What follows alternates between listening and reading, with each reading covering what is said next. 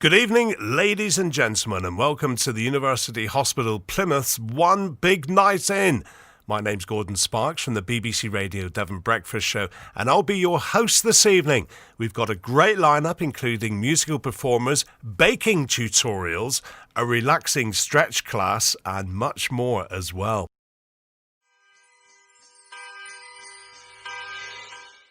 We're kicking off this evening with a high-intensity fitness class from Holly Selby at the Derriford Centre for Health and Wellbeing. If jumping around isn't your thing, fear not, because we have a relaxing stretch class coming up. Good evening, NHS Big Night In. I'm Holly here at the Derriford Centre for Health and Wellbeing, and this evening I've prepared for you your very own NHS workout. It's a HIIT workout, so get ready to work hard during 3 tracks. We're going to warm up first to begin. Let's go. Okay, so we're ready. Let's take a big circle of the arms and back round again. And get ready for your workout this evening. We're going to take a little march on the spot. Let's go! So we charge the arms and we lift the knees. NHS, this is your workout this evening with tracks dedicated to you. Lift those knees higher. Fantastic. All right then, we're going to take a reach to the corners, here and here.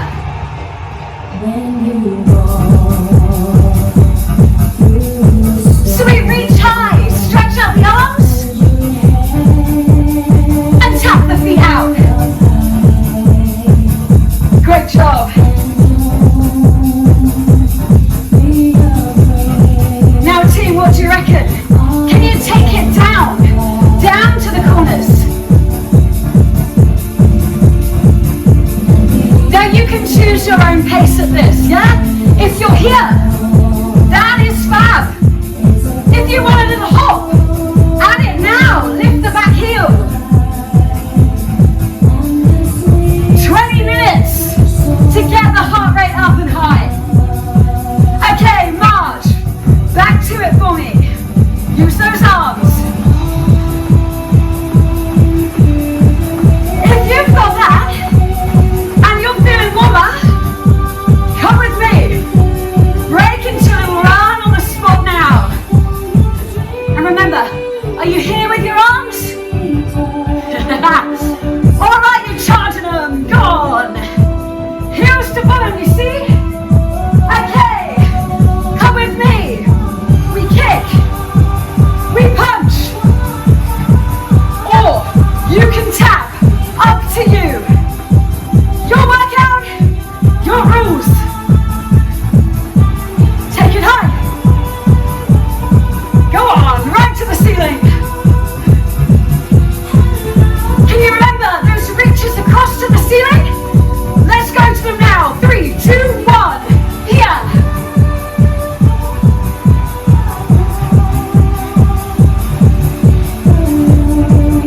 Bring them down. Bring them down. Here. March. How you doing, team? If you've got a big space, bring it forward, yeah? And back. Hold here. Fantastic. Come with me. Out and in, yeah? Star jumps. How wide can you take your feet? March it out.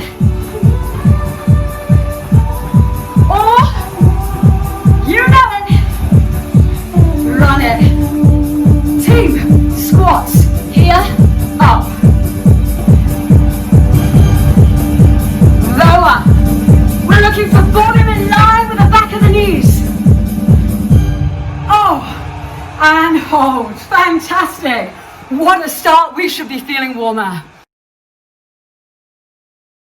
Okay, so track number 1, now we're well and truly warmed up, is going to be a Tabata style track. And we have 3 tracks this evening. The first track, all moves beginning with N. Second track, H. And the third track, you guessed it, S.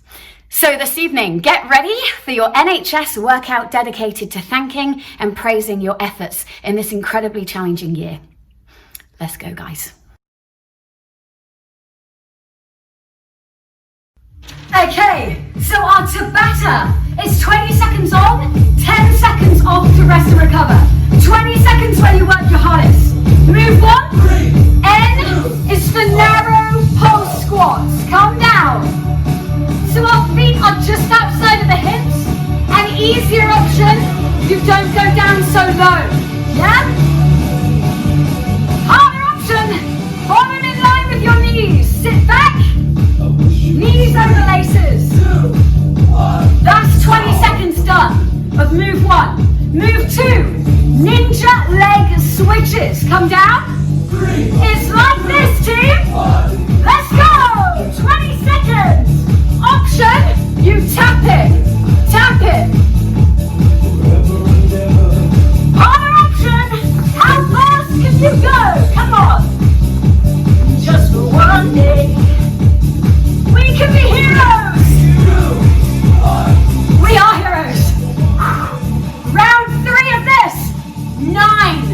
N is for 9. Jabs. Let's go. 9, 8, 7, 6, 5, 4, 3, 2, 1. Twist. 9, 8, 7, 6, 5, 4, 3, 2, 1. Twist. Option. You step round. Come on then. What have we done? Oh, well done. Last one. Narrow push-ups. We come down to the floor. Knees or toes. Hands outside. Come down and up.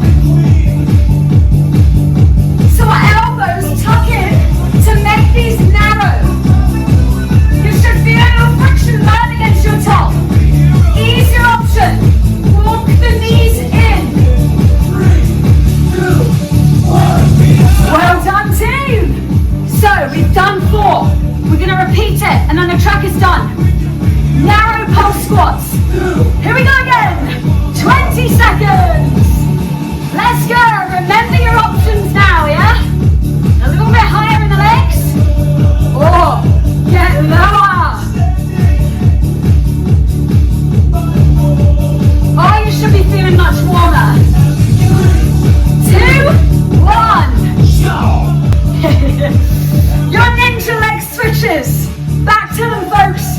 Come down. You know what to do.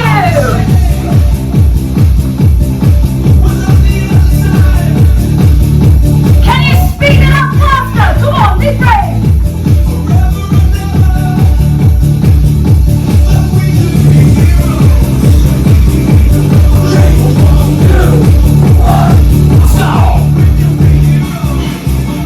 Nine jabs. Are you with me? Brace your core. Let's go. 9, 8, 7, 6, 5, 4, 3, 2, 1.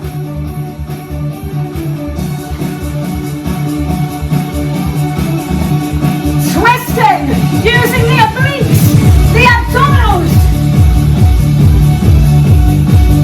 Can you jump higher? And stop. Right to the end. You've made it. Back to those push-ups. Come down. Elbows tuck into your sides. We come down, we push up. Arms are narrow to activate the triceps. Option. On your toes. What have we got, team? Spread your fingers wide and push back up. 20 seconds. And stretch back. Release. Give yourself a shoulder roll. Breathe. Okay, team. It's time for track 2. Track 2, moves beginning with H. Here we go. So, round number 1, your 20 seconds of hard work. We're going to start with high knees. High knees, yeah? On the spot. Here we go! 20 seconds! We charge the legs. Nice and high. And use those arms. How high can you go? How high can you go?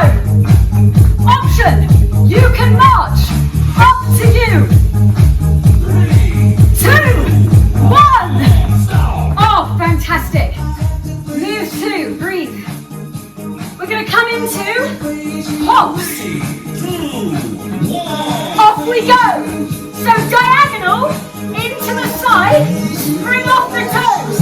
Option, you tap out.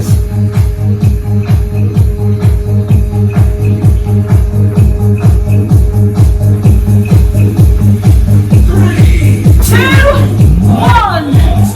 Oh, that one's challenging, right? Hands to floor, inchworms. So watch this. We walk out, we come up, we reach, off we go.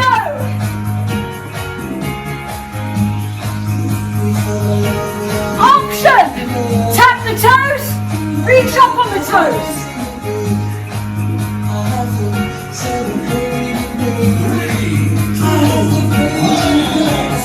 Hold. Hip bridges. Come down low. Onto the back. Feet on the floor. We rise up and down. Squeezing the glutes. How high can you go? Right up. Lift the hips off of the floor. Well done. Come on back then. Do you remember what we started with? The high knees? 1, go! Here we are, team. Your option. Do march it. Nice and high. Lift the knees. Run it out. Run it out. Higher, faster. Hold. Oh my goodness. Get ready for your hops. Come down. Here. And listen to those lyrics. I have to praise you. Think of all the hard work you put in. We praise you right now. Your hands to floor, inchworms. You're coming down. You're walking out. Let's go together. Come on, man. Reach. How long and straight can you make your body? Remember that option. You can tap the toes and reach high. Oh, I make that one last round. Hip bridges. Are you down? Let's go! Feel the core engage. Feel the glutes do the work.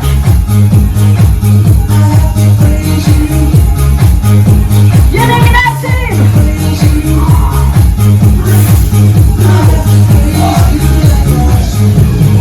And relax.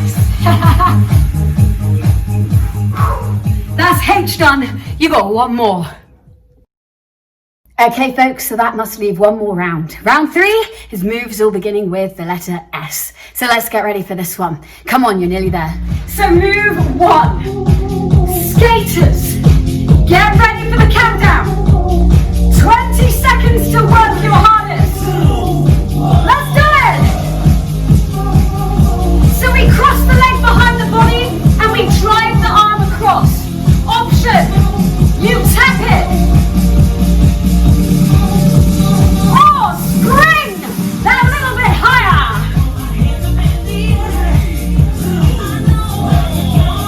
Hold. Skaters, that's a good one. Your next one is your split lunges. So it looks like this. 1, go.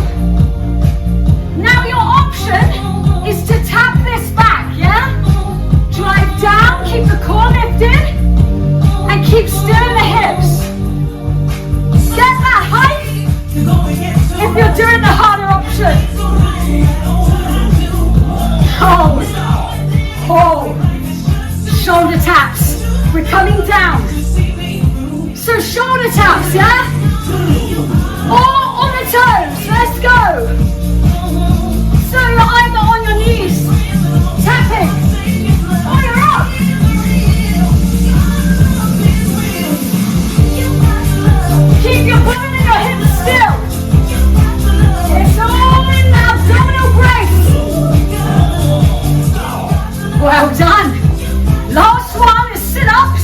So we're gonna come down, hands to temples, and let's pull up. Drop, reach for your heels. Option, you can do little crunches here.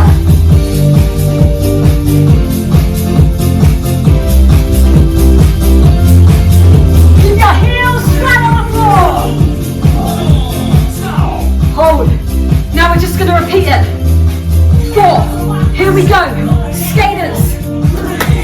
We've come this far. Come on then.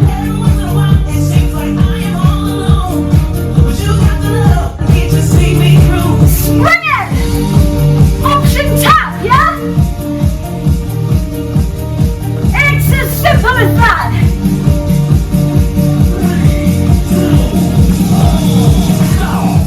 Split lunges.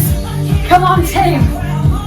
Remember, springing off the floor, using your toes. Go!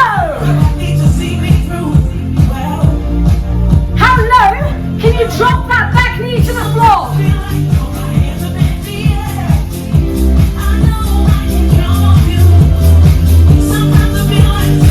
All the way, come on!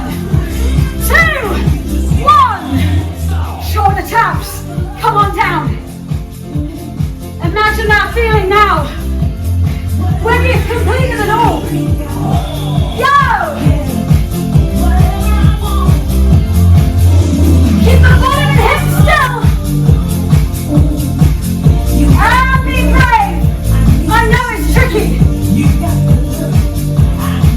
But we're fit. We're strong.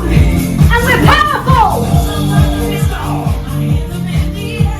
And we've got one more. Come on down for sit-ups. Hands to temples. Let's go. Question is, how many can you get in?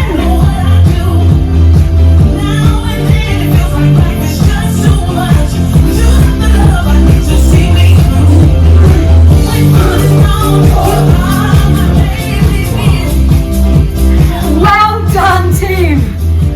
Oh.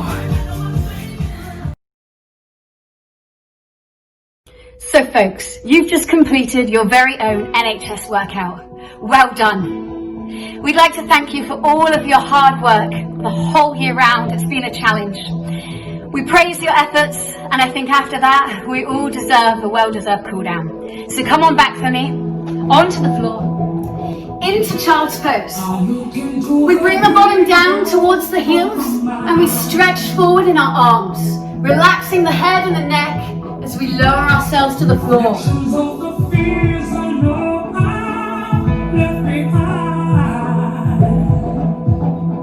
Stretch out, taking some nice deep breaths. We're going to take one arm under and twist down.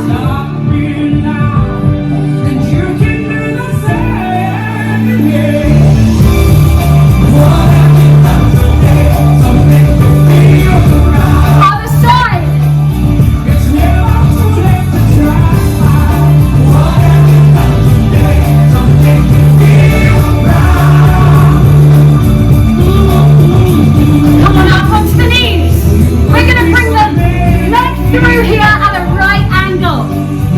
Lean down. Lengthen the leg behind you.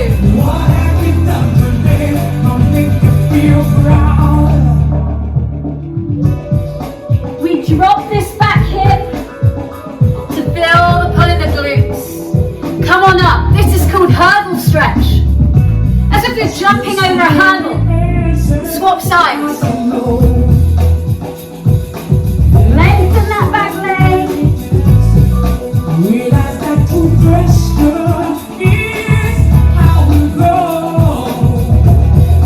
Come on out onto the knees. We're going to bring a leg through now. Pull the hips forward and our back hand rises. And it reaches across, the knuckles pushing us into a twist.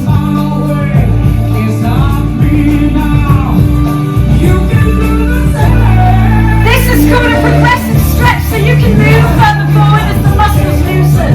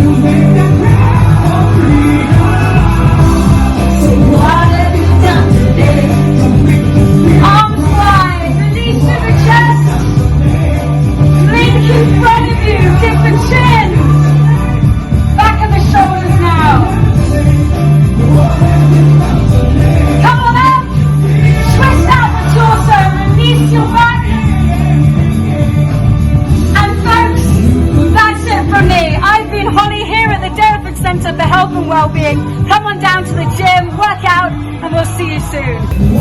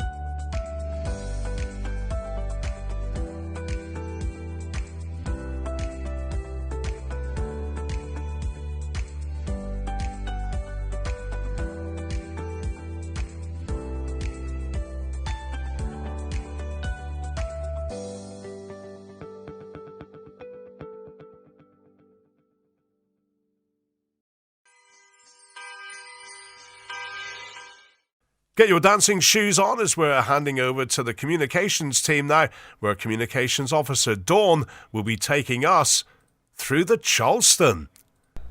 Good evening, everyone. Thank you for joining us for the Big Night In. My name's Dawn and I'm a member of the communications team here at the Trust, and tonight I'm going to be teaching you how to dance a Charleston stroll. Now you may be thinking, what on earth am I wearing? Well, I'm actually a member of the Tavi Jive club, the dance club here that's run here in Tavistock, Launceston and Plymouth.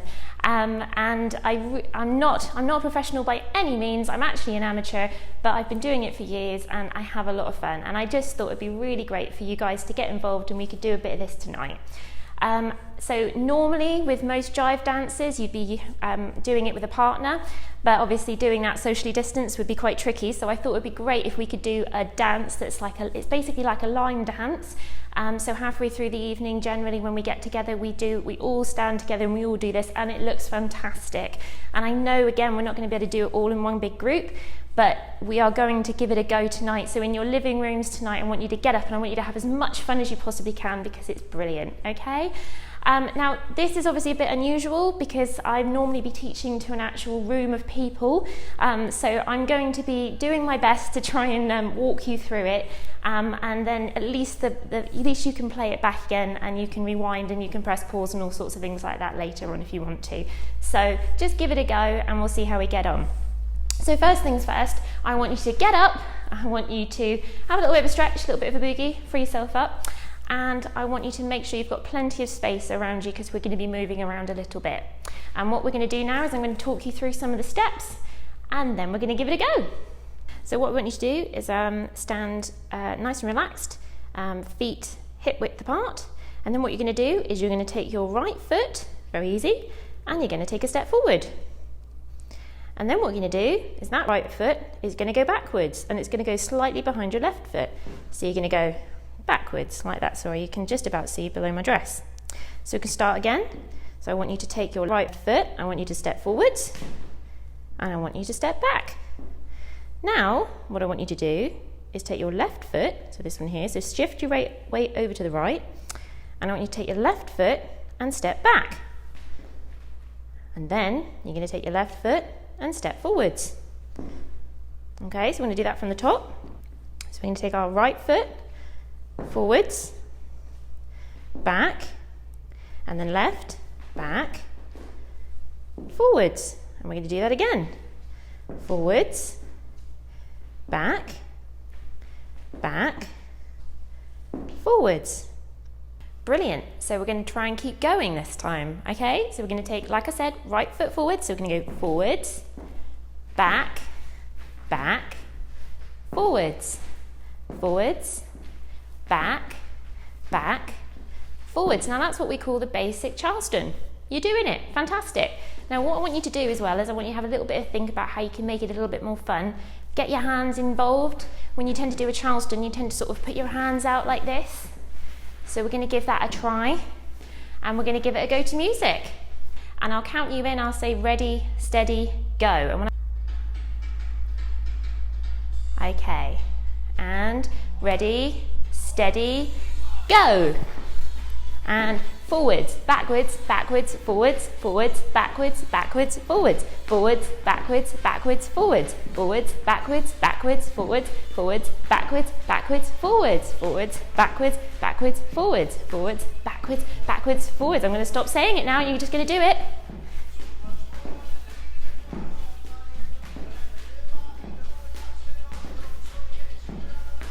And I'm going to turn around so you can see what I'm doing.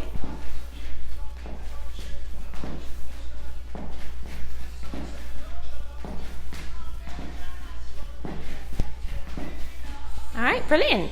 Okay, so you've mastered the first part of the Charleston. All we've got left to do is the second bit. So what I'm going to do is I'm going to talk you through that very first bit. You're going to do 2 sets of what I taught you to start with.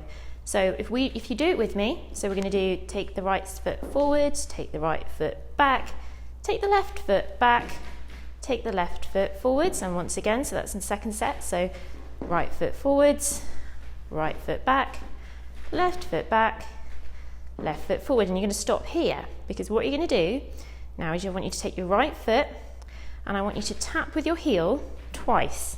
So you're going to go tap, tap. All right, so let's try that again. So if you start like here, and we'll just take a step back as if you were doing your forwards and back, and then I want you to take your right foot and go tap, tap. And then from here, you're going to take a step back with your right. So you're going to step back with your right. You're going to take your left foot and you're going to step back to the left, and then you can take your right foot and step forwards. Right, we're going to start that again as if we were doing the taps. So we're going to go tap, tap with the right, and then we're going to take a step back with the right, take a step back with the left, and take your right foot forwards.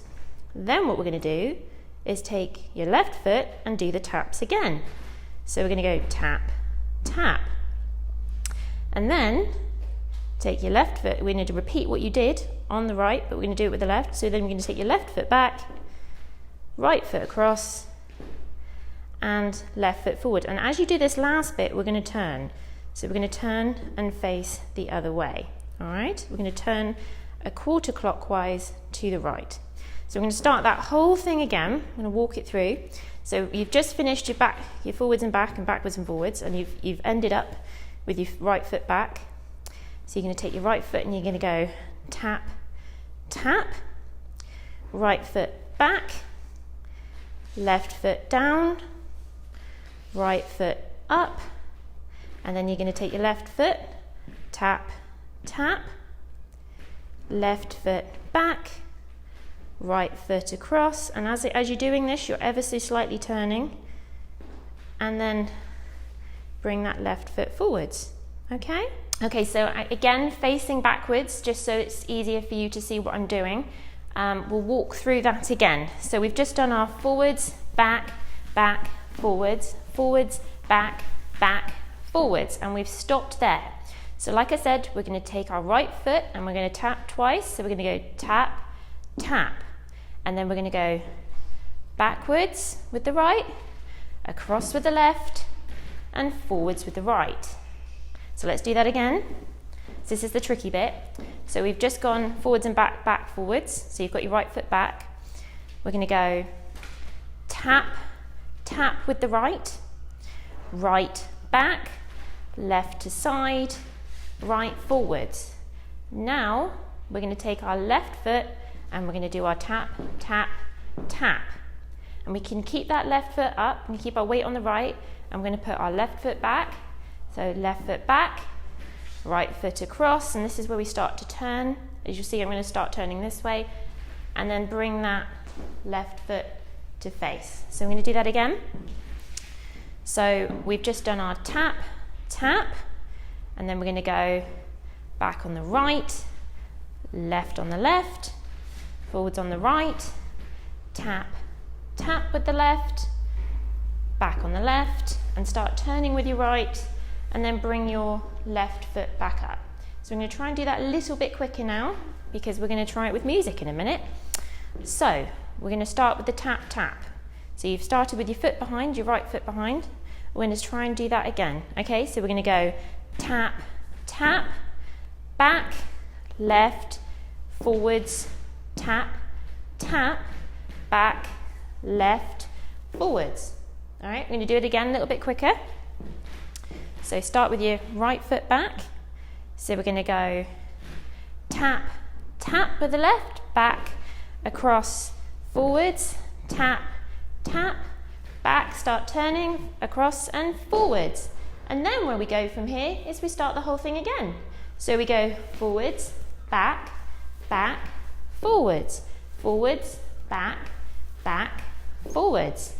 Tap, tap with the right, back across, and tap, tap with the left, back, forwards, and turn. So I'm going to go through this a few times while we're on camera like this, and you can see me turn around, and I want, if you can, try and keep going, if not rewind and just give it another go, because like I say, I can't see how well you're doing, but I know you're doing brilliant. So we're going to start from scratch, okay? So we're going to go forwards on the right, okay? To do our Charleston, ready?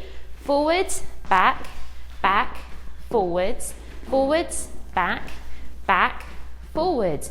Tap, tap, down, across, up, tap, tap, down, across and turn. Forwards, back, back, forwards, forwards, back, back, forwards. Tap, tap, down, across and forwards, tap, tap, down, across and turn. Forwards, back, back, forwards, forwards, back, back, forwards. Tap, tap, down, across and forwards, tap, tap, down, across and turn. Forwards, back, back, forwards, forwards, back, back, forwards. Tap, tap, down, across and step, tap, tap, down, across and forwards. And then we start again. Fantastic. Now the biggest challenge, we're going to do it to music, and I don't care what you look like, we're going to have some fun. Okay, and we're ready to do it with a song. So what I'm going to do is I'm going to say ready, steady and go. And when I say go, that's when I want you to bring your right foot forwards. So let's give it a try. Okay, ready, steady and go. Forwards, back, back, forwards, forwards, back, forwards, tap, tap, down, across and forwards, tap, tap, down, across and forwards, forwards, back, back, forwards, forwards, back, back, forwards, tap, tap, down, across and forwards, tap, tap, down, across and forwards, forwards, back, back, forwards, forwards, back, back, forwards, tap, tap, down, across and forwards, tap, tap, down, across and forwards, forwards, back, back, forwards, forwards, back, back, forwards, tap, tap, down, across and forwards, tap, tap, down, across and forwards, forwards, back, back, forwards. Right, I'm going to stop talking now, and you're just going to do it.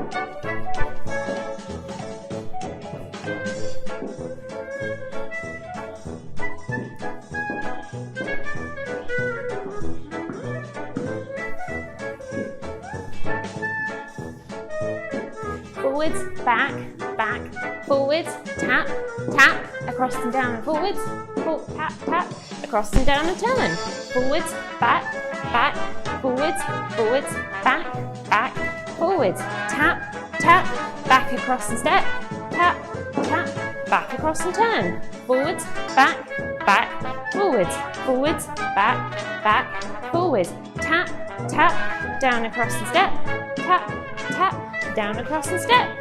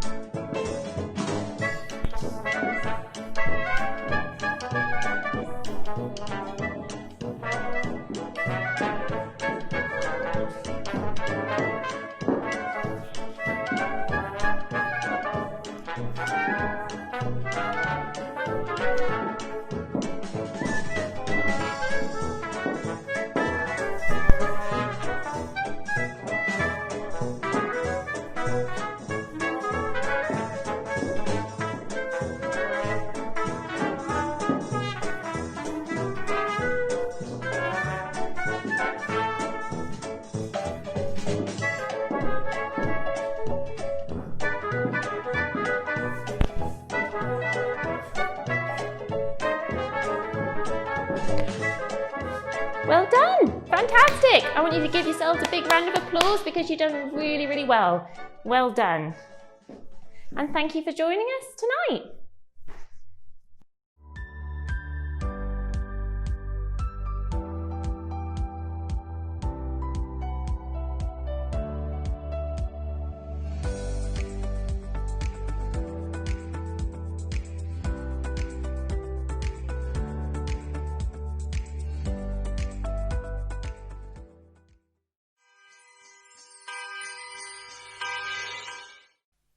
Time to shake off the day now with a stretch class from Anne Wakeham at the Derriford Centre for Health and Wellbeing.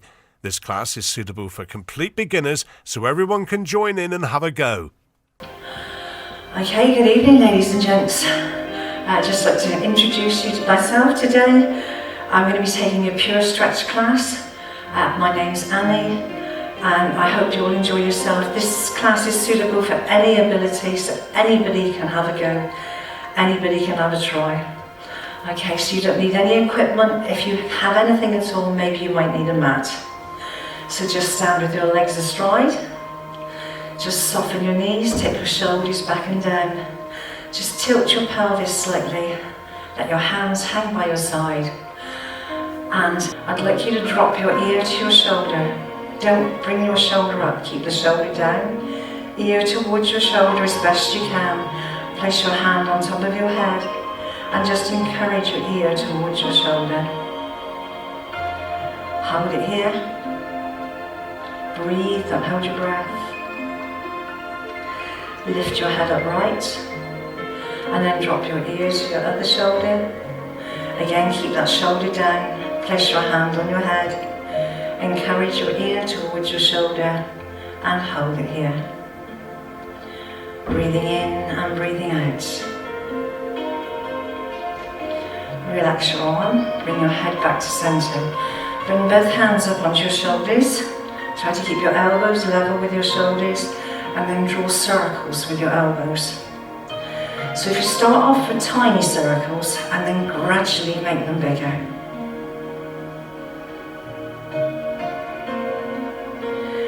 Now we're going to take our arms in the opposite direction, so take them backwards.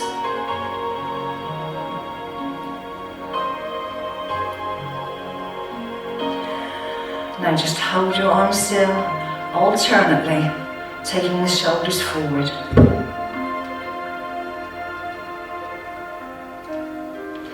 And then alternately backwards.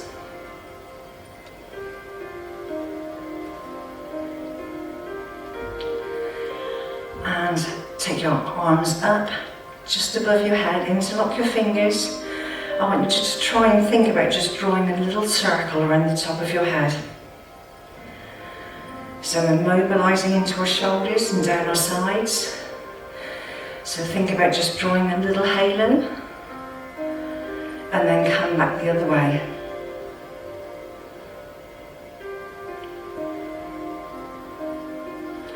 Go back in the opposite direction again.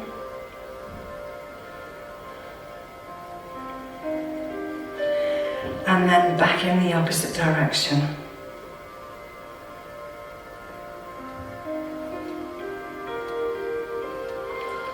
Take your arms up. Now from here, I just want you to think of you like a tree swaying in the wind, reaching from one side to the other. Breathing in and breathing out.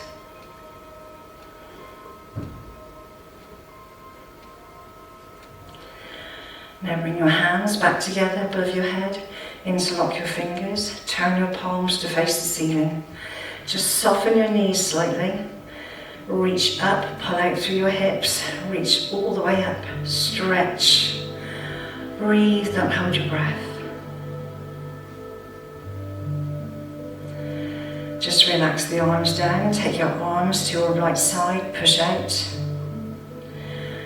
Hold it, breathe, breathing in, breathing out.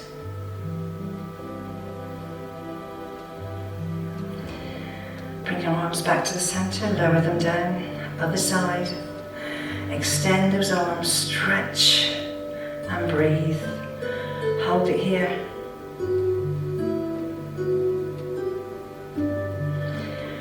Bring your arms back to centre, lower your arms down. Now we're going to take our arms wide so our palms are facing forward. You're going to bring your arms forward, sweep your arms around your head, push forward, push back, turn the hands and push back. And again, around your head, push forward, push back and back. Just try to remember to push those shoulders back and turn those hands over. Keep going. Doing well. And again.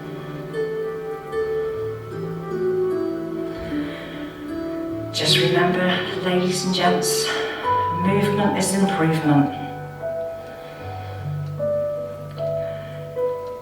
Give me 2 more like this. Give me 1 more. Now keep the arms here, just push your arms back and back. Your arms may start to ache a little bit in the shoulder area, but we're not going to be here much longer. Give me 2 more and 1 more. Just relax your arms, just loosen your shoulders off. One way and then the other. Now just let your arms hang by your side. Keep your hips facing the front and you're going to twist your arms around your body. Try to make sure your hips stay facing the front though. Try not to twist your hips. Now just throw the arms around a little bit further.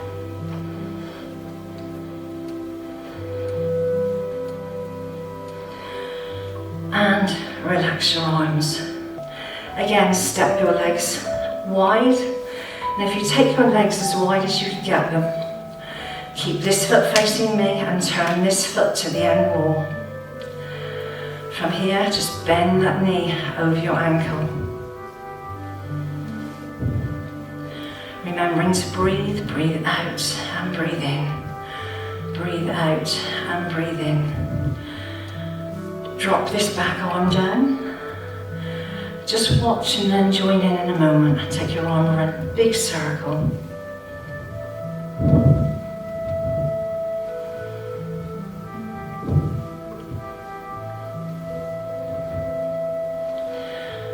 Drop the arm down. Now keep bending that knee. Take your arms level with your shoulders. Both palms facing forward. I want you to bring this back hand. You're going to bring it across your body to meet your palm. Now get it to meet your palm, and then when you bring your arm back, just look back over your shoulder. Feel that little twist in your body.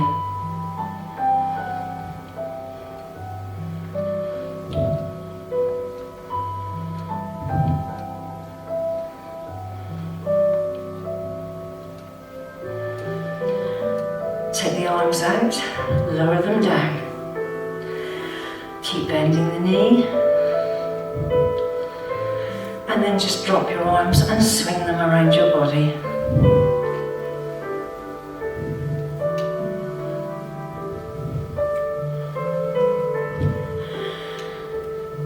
Okay, we're going to take those arms back up again. This time your palms are going to be facing the ceiling.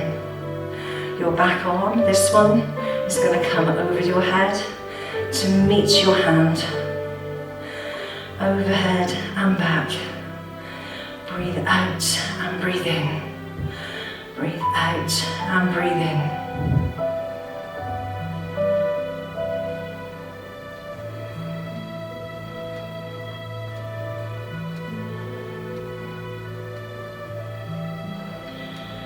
Bring the arms back. Lower them down. Okay, ladies and gents, just turn this foot back to face the front. Turn this foot out to the side and bend that knee. We're going to repeat the same thing on the other side.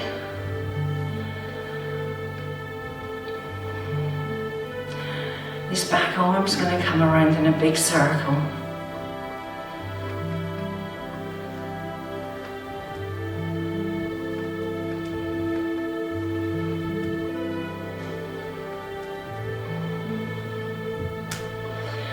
Just a couple more. And relax the arm. Keep bending your knee. Take your arms level with your shoulders. Palms facing forward, thumbs facing the ceiling. Bring your arm across to meet your palm. Bring it back. And then remember to look back over your shoulder.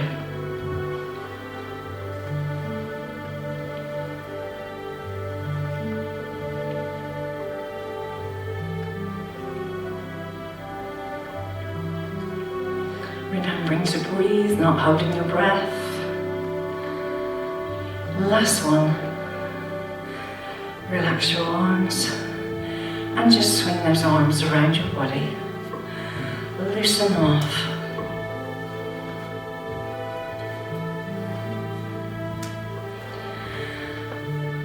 Okay, arms back up again. This time palms are facing the ceiling, your arm comes over your head. To meet your palm, take the arm over and back.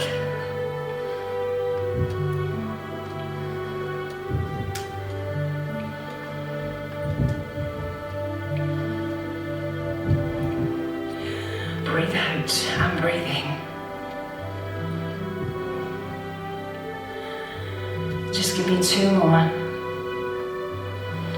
And one more. Relax your arms. Turn your feet back to face the front. And then turn them slightly to the corners and take your knees over your ankles. Okay, from here you're just going to rotate your shoulder.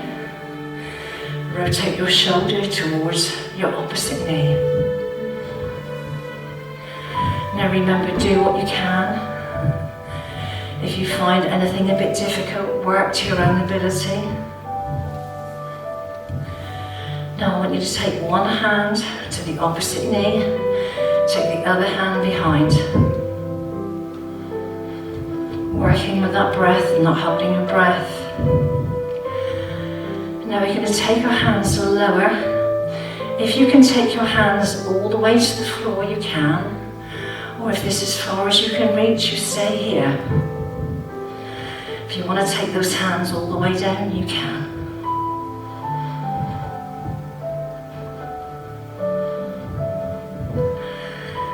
Use both hands, take them towards the floor.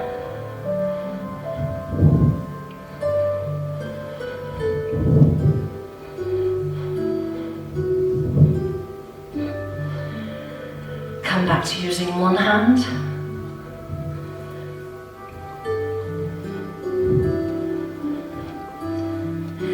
Hand to knee, one arm behind.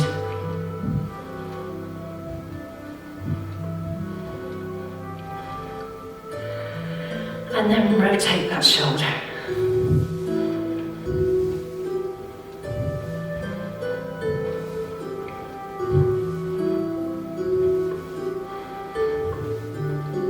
And then come upright. Everybody okay? Turn your foot to the side. You're just going to take our legs a little bit wider apart. Bend your front knee. Place your forearm on your thigh. Put your tummy in. Take your arm up. Reach overhead. Now this arm is straight. My fingers, or your fingers, are going to head up towards where the ceiling and the wall meet. Reach up and look up towards your fingers. Hold it here and breathe.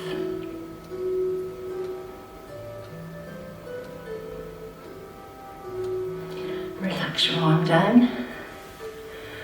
Come upright, turn your foot back to the front. Turn your other foot out to the side. Bend your knee. Place your forearm on your thigh. Take your arm up, overhead. Nice straight arm.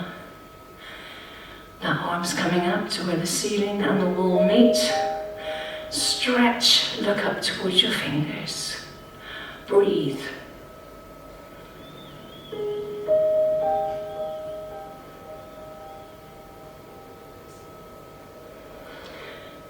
Bring the arm back. Walk your feet together. Now from here we're going to bend our knees. We're going to come towards the floor. Just remember, as we come towards the floor, our knees are bent. If you have difficulty straightening your legs out, don't worry, just do the best you can. So we're going to take our arms up first. Arms up, look up through your hands. Then we're going to forward fold, pull your tummy in as you bring your arms forward. Bend your knees, take your hands to the floor. Your heels are now off the floor. From here, I just want you to push your legs up and back down. Now don't worry if your hands don't reach, just take them off the floor.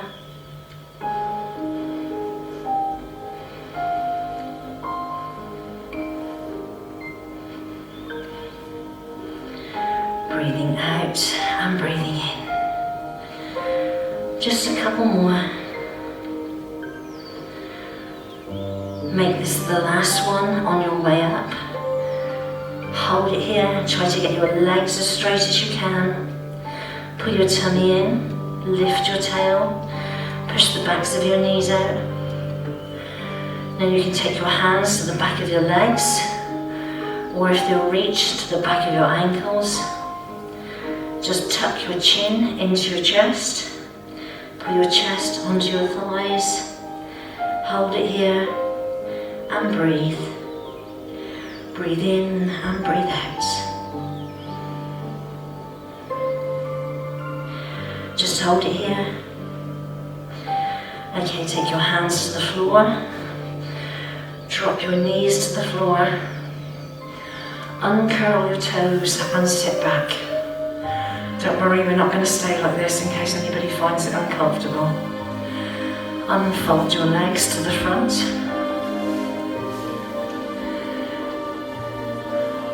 So your legs are in front, your legs are nice and straight. We're going to go for a little swim. I want you to take your right arm forward and your left arm behind. And you're going to reach forward with one hand and then the other. Now instead of just reaching forward one side and then the other, I want you to turn your head one side and then the other.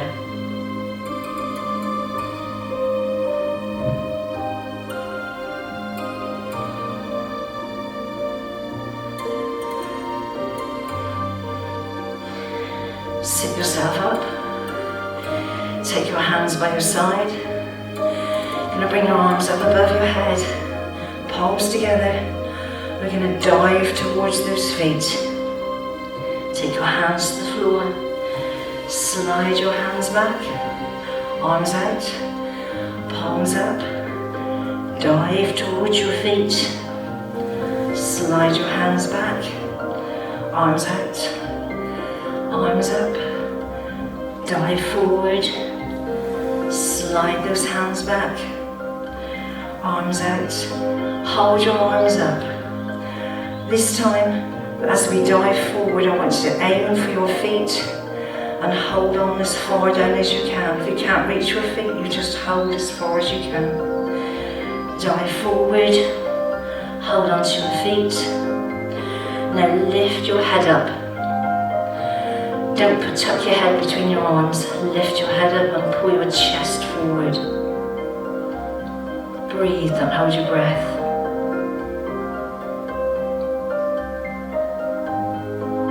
Just relax those hands.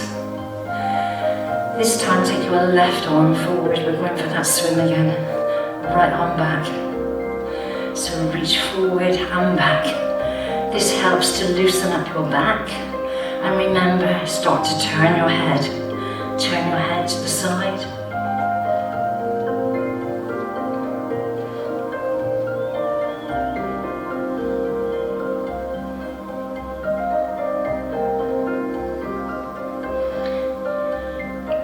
Give me 2 more. And sit yourself up tall. Place your hands on the floor. We're going for that little dive again, so take your arms up, dive forward, hands by your sides, slide your hands back, out to the side, up, dive forward, and slide your hands back. 2 more like this, dive forward, slide your hands back, out to the side.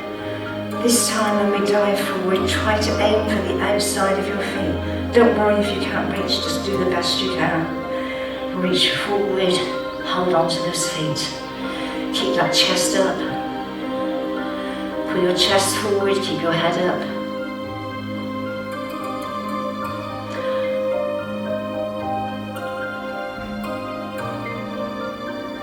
Release your hands. Sit yourself up nice and tall. We're now going to cross our legs. I'm very aware some of you won't be able to sit in a cross-legged position. So if you find sitting cross-legged uncomfortable, just sit with your legs open like so. If you can cross your legs, come with me.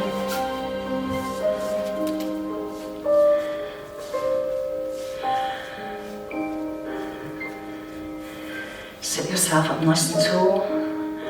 Think about your posture, pull your shoulders back and down. Take your hands by your side. You're going to stretch from side to side, so you're going to take your arm over your head and back to the floor. Over your head and back to the floor. Keeping that arm nice and straight, don't bend it. Keep it nice and straight, so you're stretching up the side. And remember, breathe out, breathe in.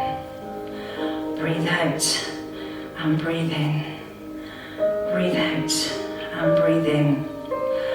Breathe out and breathe in.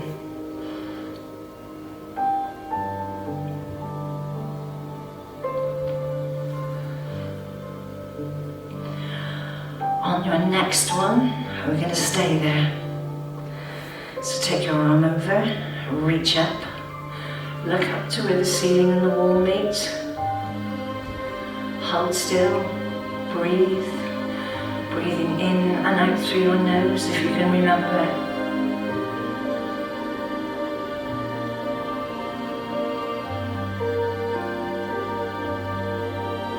Bring that arm back. And then again, one side and then the other.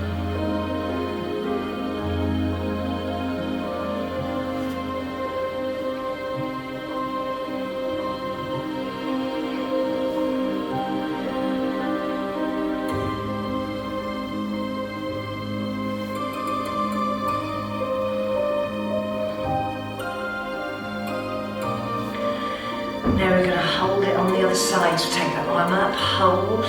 Reach up, look up towards your fingers. Breathe, don't hold your breath, hold it here.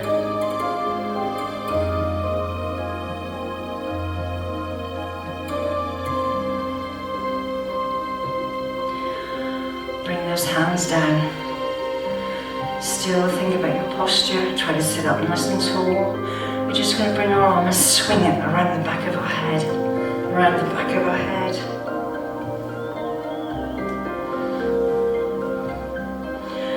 Nice swaying motion.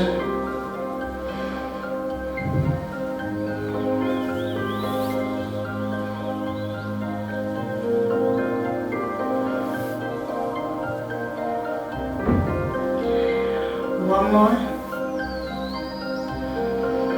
Hold it here. Pull your tummy in.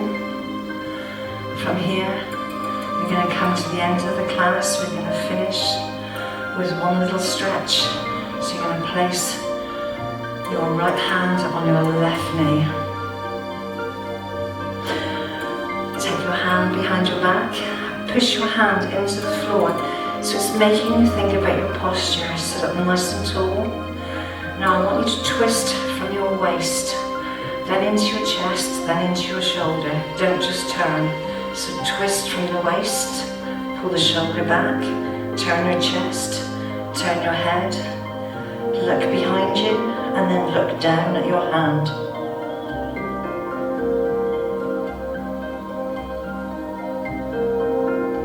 Should be breathing, not holding your breath. Breathing in and breathing out through your nose. Bring yourself back to face the front. Take your hand to the other side. Hand behind your back, push your hand into the floor. Keep your posture nice and upright.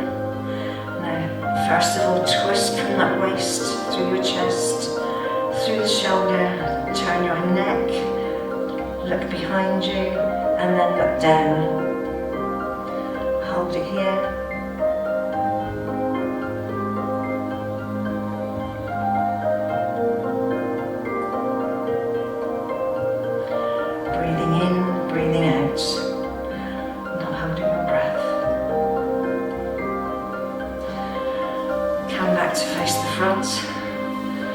Loosen those shoulders off.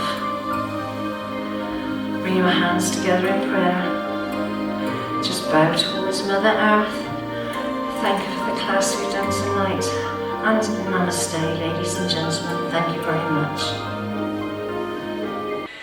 If you enjoyed that session with me and you feel you'd like to join me again, you can join me with online classes on Zoom. If you feel you'd like to join me, information of how to join these classes will be on the screen at the end of this clip.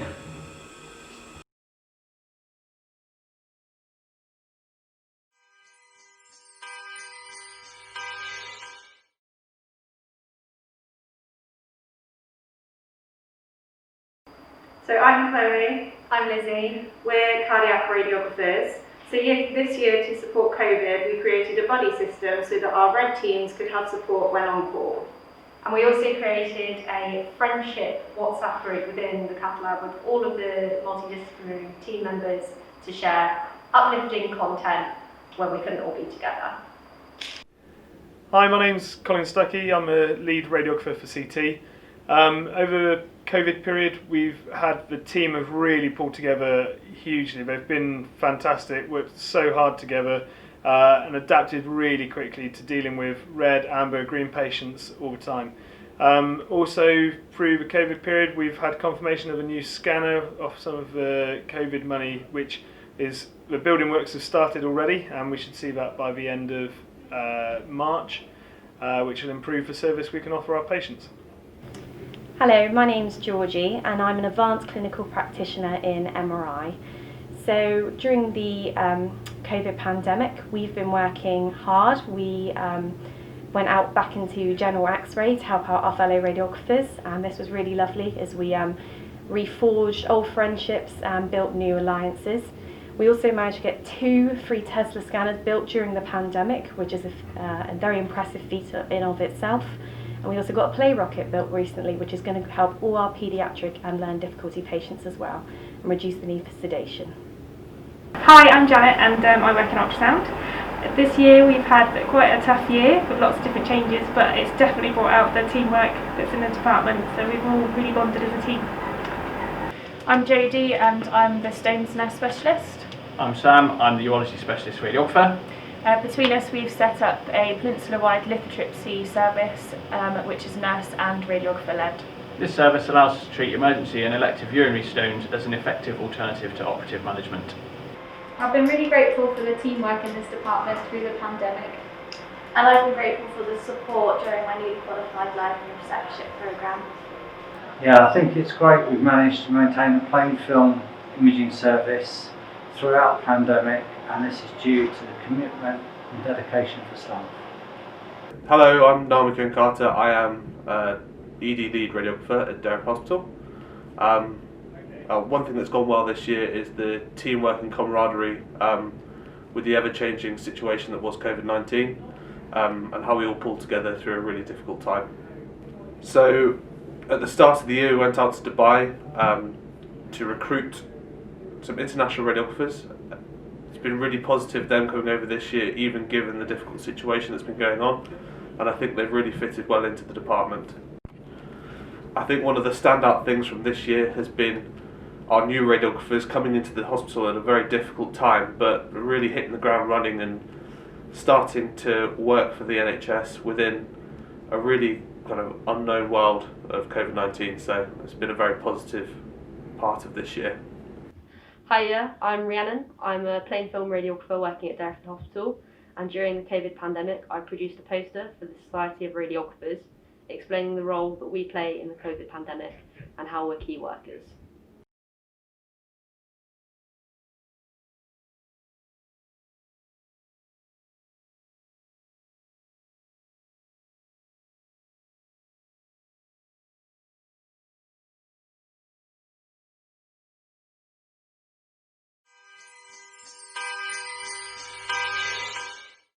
Next up, we have a selection of musical performances from some talented members of staff from across the Trust.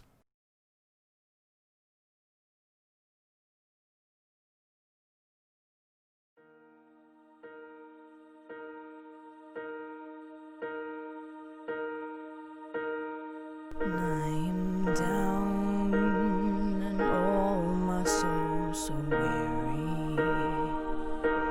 When troubles come, my heart burdened be, and I am still awake here in the silence until you come and settle with me. You raise me up so I can stand on mountains. You raise me up to walk on stormy seas. I am strong when I am on your shoulders. You raise me up to more than I can be.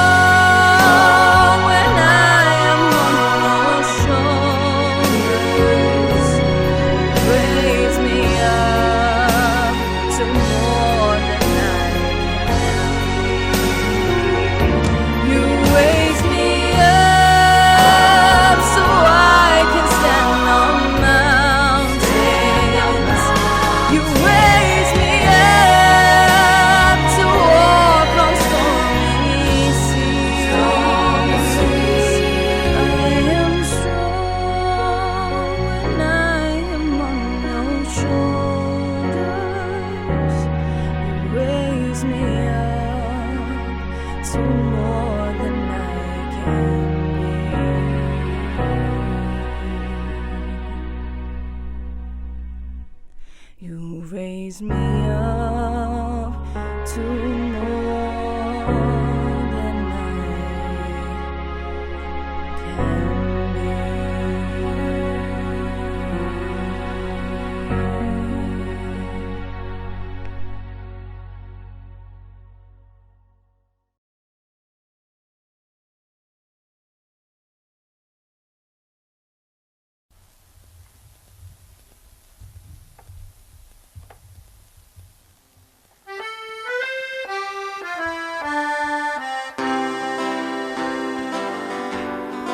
Christmas Eve, babe, in a drunk tank. An old man said to me, won't see another one. And then he sang a song, the rare old Mountain Dew. I turned my face away and dreamed about you. Got on a lucky one, came in 18 to 1. I got a feeling this year's for me and you. So happy Christmas, I love you, baby. Can't see a better time when all our dreams come true.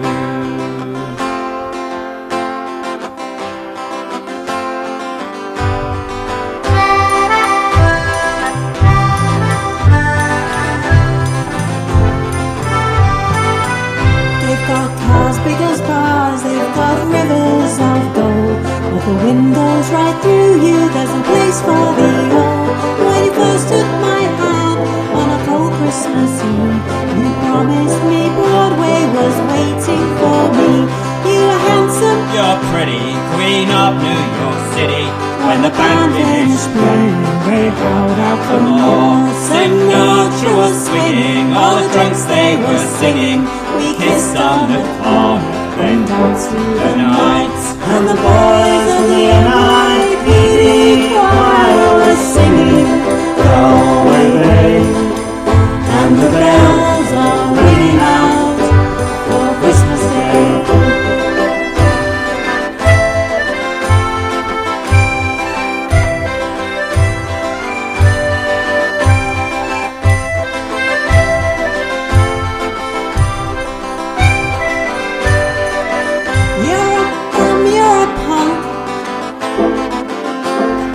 They're almost dead on a trip in that bed. You scumbag, you maggot, you cheat. So happy Christmas, you're ours. I pray God it's our last. When the boys of the NYPD choir still singing, go away, babe. And the bells are ringing out for Christmas Day.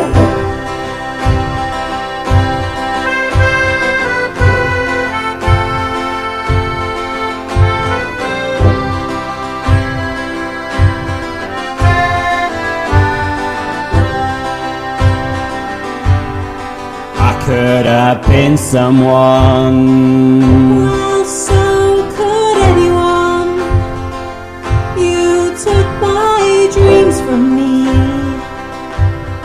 when I first found you. I kept them with me, babe. I put them with my own. Can't make it all alone. I built my dreams round you. And the boys of the NYPD choir still singing, go away, babe. And the bells are ringing out for Christmas Day.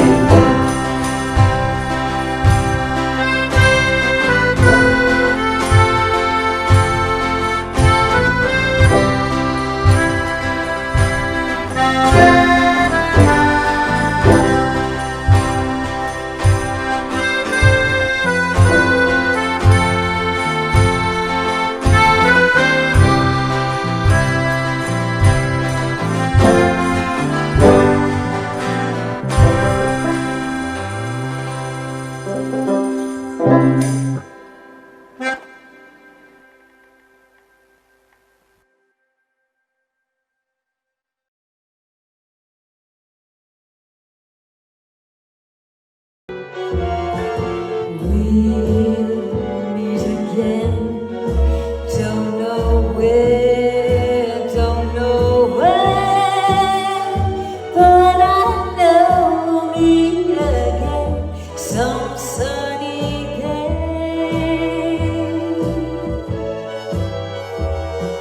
Keep smiling through, just like you always do.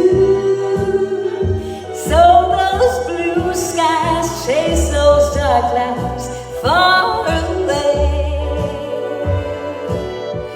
Oh, won't you please say hello to the folks that I know and tell them I won't be long.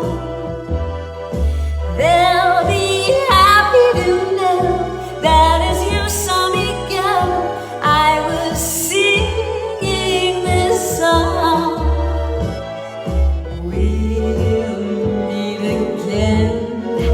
Don't know where, don't know when, but I know we'll meet again some sunny day.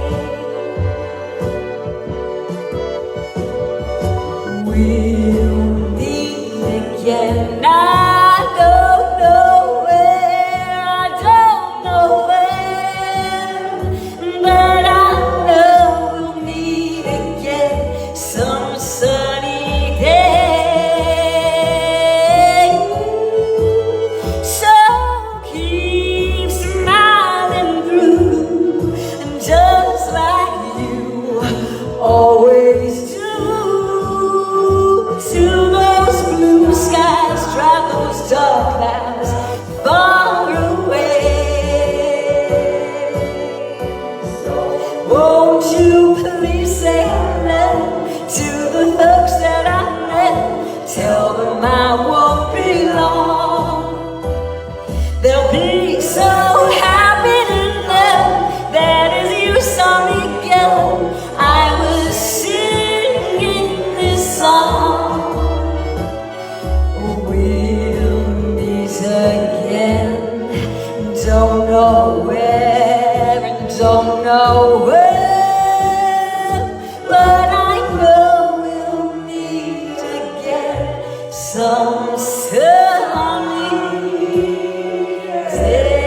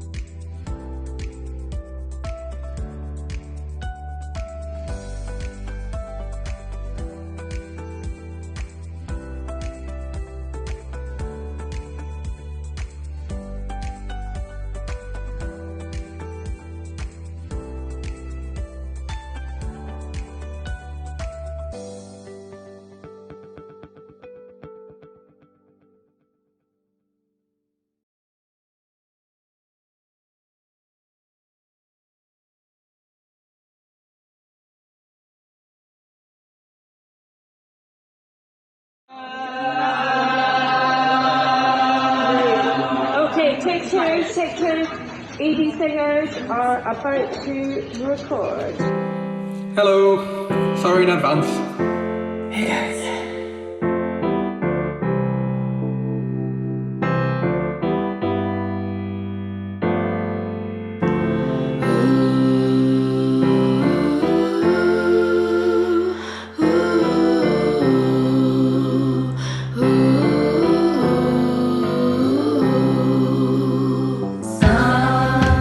Sometimes in our lives, we all have pain. We all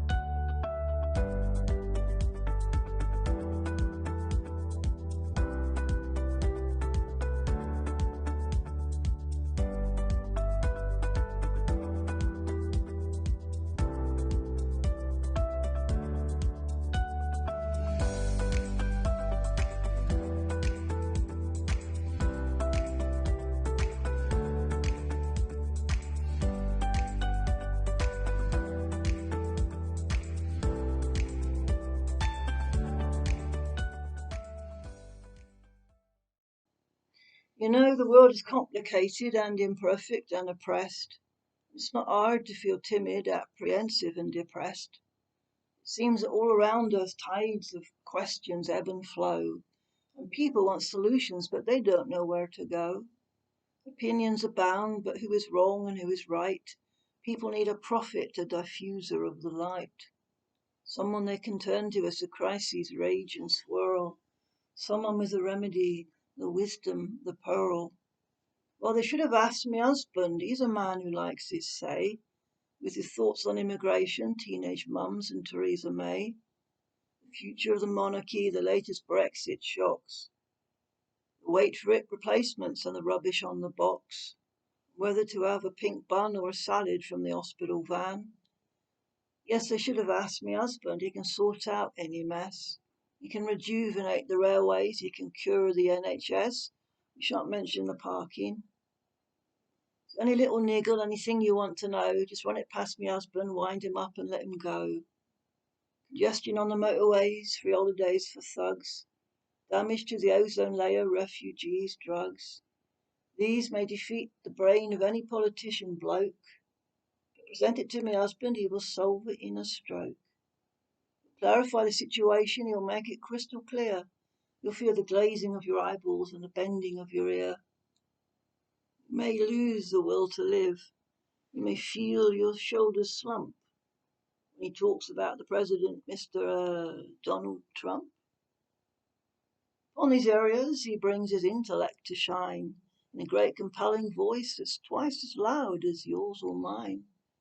I often wonder what it must be like to be so strong, infallible, articulate, self-confident, and wrong.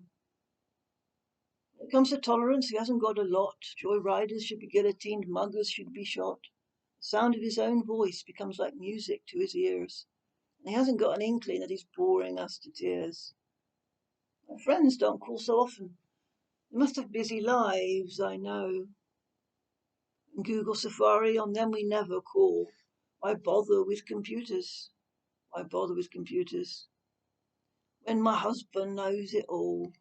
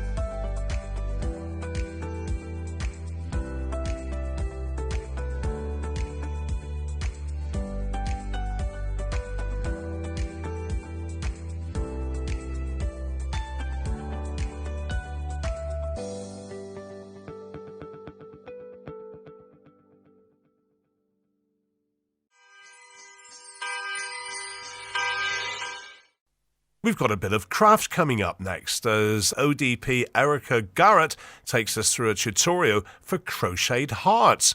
These make lovely Christmas decorations or the perfect homemade gift. Hi, welcome to the Big Night In. I'm Erica. I'm an anaesthetic ODP in main theatres. I'm going to do a little crochet tutorial for you this evening just to show you some basic stitches to get you started, and then I've got another video about how to make a crochet heart. Hope you enjoy. First of all, I'm going to show you some basic crochet stitches to get you started. The first thing that you want to do is pick your correct hook. So this is an Aran weight yarn, so you will need a 4 or a 5mm, although I've got a 5.5, which is fine. It's just a bit easier to show you with. You also want a darning needle and some scissors for later on. So first of all, you need to learn how to cast off. So the first thing to do is you make a loop. You hold it in your left hand, or if you're left-handed, you hold it in your right hand. Sorry, this is going to be for right-handed people. Sorry, left-handers.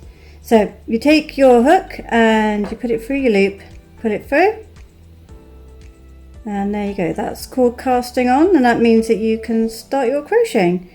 Most crochet patterns will start with a chain stitch, and how you do a chain stitch is you will take your hook like that, and it's on your casting loop there. You take your hook, you go under the yarn and you catch it with your hook, you pull it through, and you've made your first chain. So I'll do that a few more times just to show you. So you've got your hook, you go around the yarn, hook it with your crochet hook, and you made a chain stitch. So I'll do that a few more times just to show you. And that is your chain. There's a pattern that I've provided of the heart, and it will go through the abbreviations and things on the pattern as well. So that is called your chain stitch, and that's what most people start with when they're doing a project. And you see it comes undone really easily. I'm going to show you how to do double crochet stitch next, which is normally the next one that you'll put into your chain. It's quite a close, bulky stitch. So start off with, you want to do one chain, and then you'll see the top of your stitches. You want to go through that, or underneath I should say, but through, push through to the other side and hook round until you've got 2 loops, 1, 2, on your crochet hook. Then as you do with the chain or any stitch that you're crocheting with, you go round, wrap the yarn round your crochet hook and pull through both loops. And I'll show that a few more times. So you push through the stitch, you wrap the yarn round, you've got 2 loops, and you pull through both the loops. So a few more times. You go through the stitch, round with the yarn, 2 loops through both, and that is called double crochet. The stitch you'll be using most for the crochet heart though is called a treble. So what I'm going to do is, just to make it a little bit easier, so I'm just going to do a chain of 3 stitches to give my treble a little bit of height. Now this time, before you go into your yarn or your stitch, you go round once. So now you've got 2 loops on your hook already. Now as you did with the double crochet, you go through the stitch again, wrap it round, and now you've got 3 loops on your hook. So you want to go through 2 and then 2 again. So it's always going through 2. So if you remember, it's just through 2, not all of them for a treble. So you go through, you go 2 and 2, go round and 2 and 2. And crochet is a lot more forgiving than knitting, so if you do mess up, you can unpick a stitch really easily and start again, whereas with knitting it's a bit more of a faff. So wrap round your hook, through your stitch, through 2 loops, through 2 loops, and that's your treble. Now there is a half treble as well in this pattern, I'll just show you that quickly. It's really easy. So you start off as if you do for a treble. So you go round your hook, you go through your stitch, hook your yarn, you got your 3 loops. Now instead of doing 2 and 2, you just go through all 3 in one go. If you're new to crochet, you've not done it before, I would say that the best yarn to use is quite a thick one like this Aran weight and a big crochet hook, because it just makes it easier than smaller ones which are a bit more fiddly, but you do whatever you find easiest. I probably should have shown as well at the start of the video is when you're holding your yarn, and once again this is for right-handed people, so you just have to reverse it if you're left-handed. So I tend to have the yarn around my fingers like that, whatever's comfortable. I have looked at books and things and they show you, and some of them are a bit complicated looking, but you just want a nice tension so that it's easier to hook the yarn around your hook, because if it's all loose like this it's not going to work. So just wrap the yarn around your hand and I'll show you that half treble again. So you've gone round, you go through the stitch, you pull the yarn through, now you've got 3 and you go through all 3. Whereas with the treble, which I'll just show you again quickly, you go round, through, and then instead of going 4 3 you go 2 and 2. Right, another stitch you're going to need quickly is the slip stitch, which is when you're fastening off or joining rounds together when you're working in a round. So this is very simple. You just go through your next stitch, you pull the yarn through, and then you pull it straight through the loop without doing anything else, and you secured it. And then to fasten off, after you've done your slip stitch, you pull through, grab your scissors, and you have a nice and secure end to your bit of crochet. Okay, I hope you enjoyed that and I hope it made some sense. There are a lot of books, YouTube videos, craft magazines that could probably explain it better than me, but that's just an example of how you can start off with your crochet and how simple it is. Hello again, this is my second video after the crochet tutorial to show you how to make a lovely crochet heart. It's a very simple pattern. The size your heart will be depends on the size of your yarn that you've chosen. You can have sparkly yarn for Christmas tree decoration, or pink for Valentine's Day, whatever floats your boat. And I'm going to use a lilac purple yarn. So this is a tutorial on how to make a lovely little crochet heart. It looks like this. Well, they look a bit more like this because I've used a thicker yarn. So as I said in the first video, you can use whatever yarn that you like. It's great for using up scraps of yarn as well, because it doesn't need a lot. So first of all, you want to cast on around your hook, and you want to make a chain of 4. I was going to put an anaesthetic joke in there about train of 4, but I thought better of it. If you don't know anaesthetics, you won't get it, and it's not particularly funny anyway. So anyway, chain of 4, not train of 4. My husband's looking at me like I'm an idiot.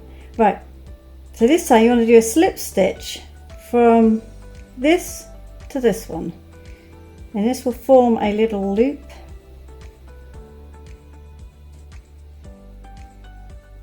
There you go, so you got a little loop now, so you want to crochet in to that loop.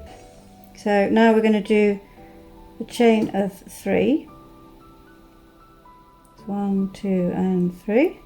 And I forgot in the first video to show you how to do double treble, which I'll be doing later in this pattern, but I'll show you, just have to show you when I get there. So we want to do 10 trebles into the middle of the loop you just made. So that's 1, 2 and 3.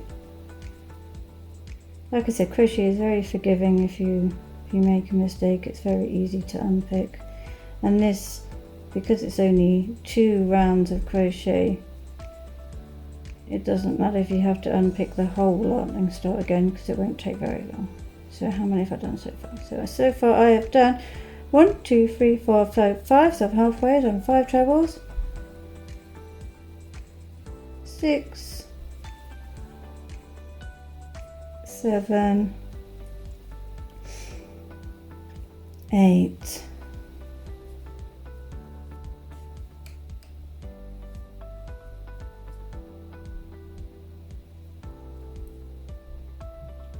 9, and 1 more makes 10.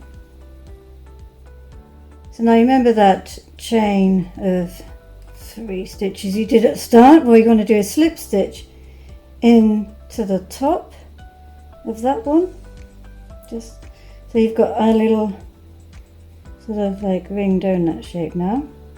Now this is the double treble I'm going to do next, which I totally forgot to tell you about how to do, but it's basically twice around the hook rather than once, which you do for a treble. So you go 1, 2 this time, but if you always remember that you do 2 at a time, so you always go through 2 stitches at a time. And I'm going to do that 3 times, so that's 1 and 2.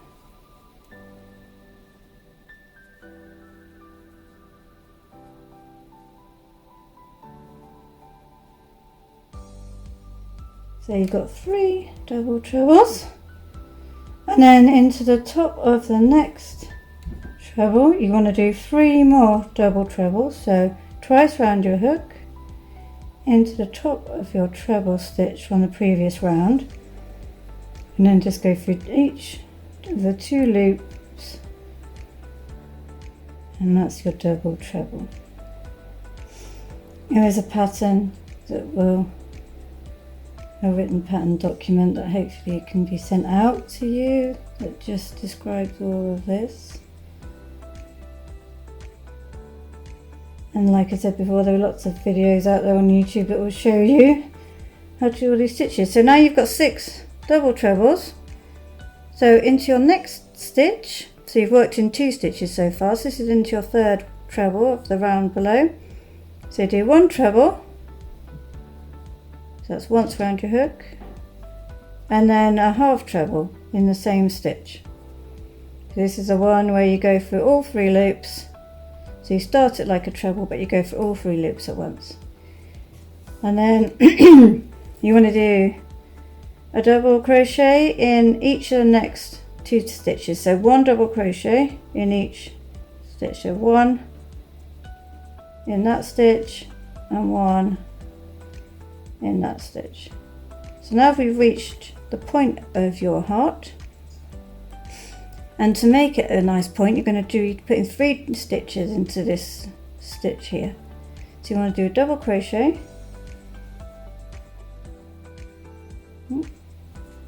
a treble, so you go round, 2 and 2, and then another double crochet. And then the other side of your heart, to make it symmetrical, it's not obviously anatomically correct this heart. Sorry, cardiologists. So you're going to do 2 more double crochet, so 1 and 2, and then you're going to do a half treble, so like I said, the reverse of what you did on the other side. So that's your half treble. Then you do a treble into the same stitch, and then you do your, please excuse Molly, my cat meowing, your double trebles. So that's 3 in each stitch, so you end up with a total of 6. And then when you finish, I'll show you a little trick how to turn this into a decoration that you can hang, rather than just finishing off and cutting off the end. And it's always good to have a good darning needle as well, so that you can tidy up any loose ends. So it looks all nice and professional and neat and tidy. And once you've learnt these basic stitches, these basic crochet stitches, you can make anything. Got dragon there, got Hedwig, you can do blankets. Crochet is very versatile. You can do clothes, ornaments, all sorts of things. So that is 1, 2, 3, 4, 5. So just one more double treble, and that is your last stitch. So it's really easy to do and quick. It's not taking me very long to do this at all. So you want to do a slip stitch into that little gap there. It gives you a nice heart shape. Now, as I said, this little trick you can do to give yourself a nice neat loop. So you go back through that stitch, pull it through, instead of cutting it off like you normally would do when you fasten off at the end of the project, just do a knot, tie a knot at the base of your heart, and get your scissors and cut the end off, and then you would don that end in, and I would normally just hide it in that ring there so you can't see it. And there is your little crochet heart. Yeah, I hope you've enjoyed that, and I hope you make lots of hearts, and I'd love to see them and hear any feedback. That'd be really nice. So anyway, have a wonderful evening and take care. Keep safe. Bye.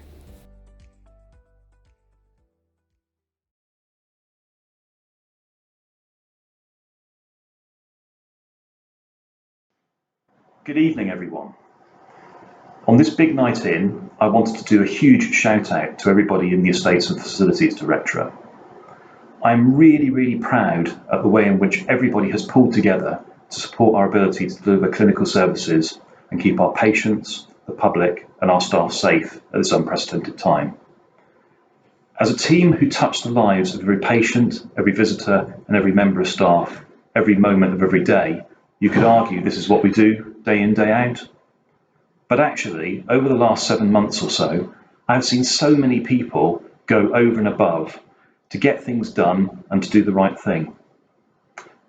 Everything from the work right at the start of the pandemic to literally turn the hospital inside out, creating new clinical areas at record speed, making our oxygen system much more robust, maintaining the building and repairing it to keep services running, deep cleaning wards, usually at very short notice, something that would normally take a week being done in a matter of hours, keeping the hospital even cleaner than usual, keeping everybody fed as we moved our services around from ward to ward, sorting out wayfinding, creating COVID-safe environments, controlling access to the building, and helping our vulnerable visitors find their way to where they needed to be, dealing with the amount of waste that we're now producing, sorting out car park, moving notes, specimens, posts around the site, and of course across the wider southwest. And of course increasing the amount of flexibility we have in terms of portering to keep pace just for the sheer number of patients that require a bed. Amazing stuff. As Vincent van Gogh is reputed to have said, great things are done through a series of small things brought together. Look back at what you've all achieved together and be really proud. Well done, team, and a huge thank you from me.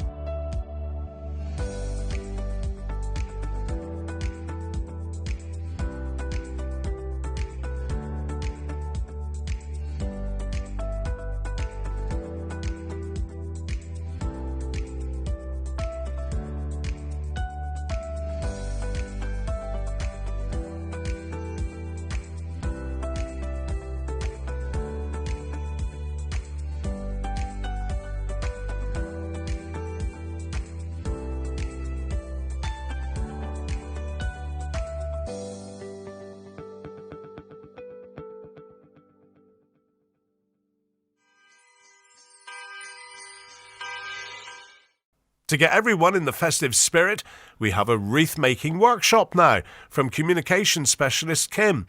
Don't forget to share your creations in the hashtag #OneBigTeam UHP staff Facebook group and on Twitter using the hashtag #OneBigNightIn.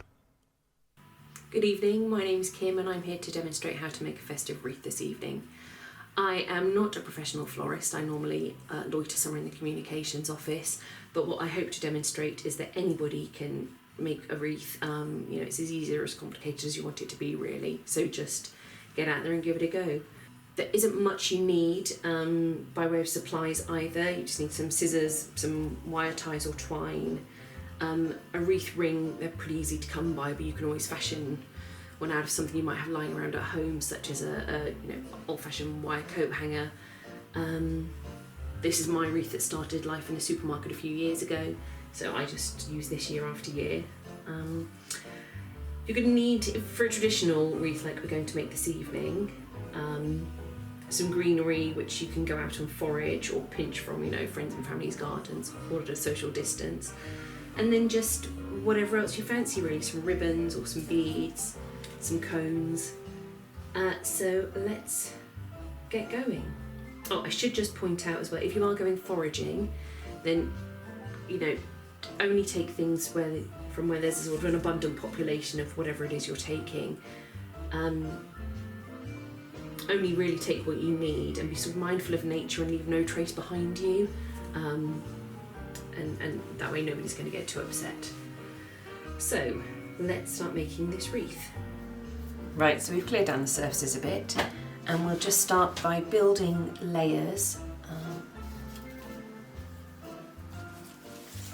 and making up a wreath.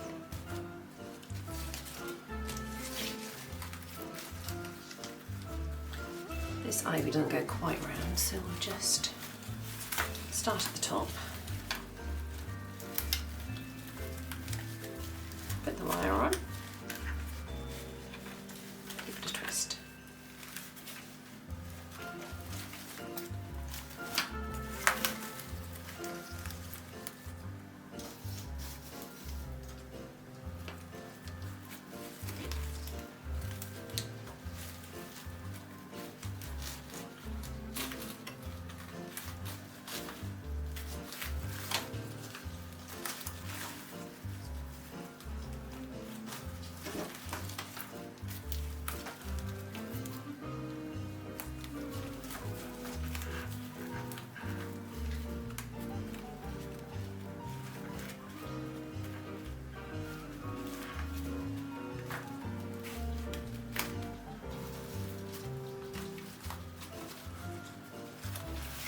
You don't have to put the wire on too tight, just to hold it in place really, and then you can always adjust as you go along.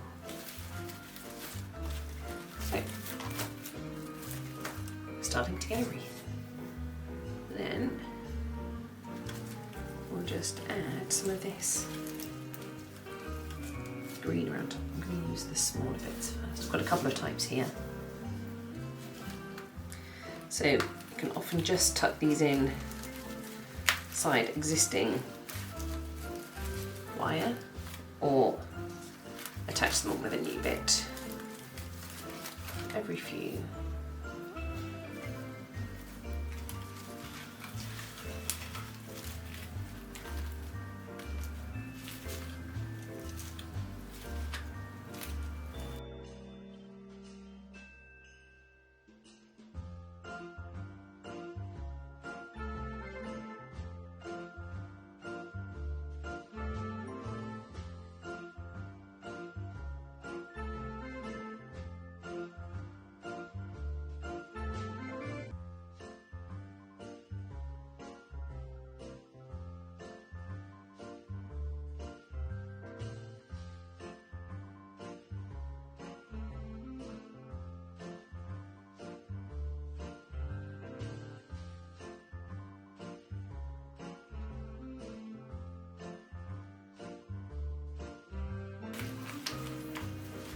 Then if you've got any loose patches or patchy bits,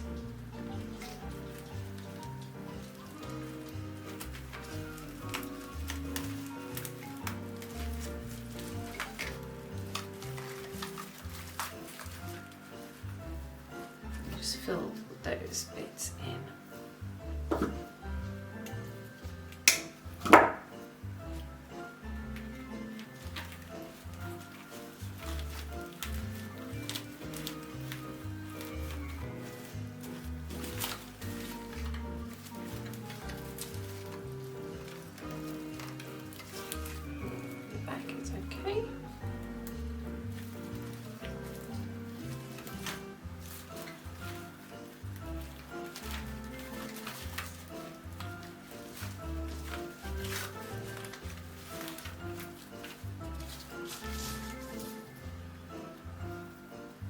So then we'll add in a few more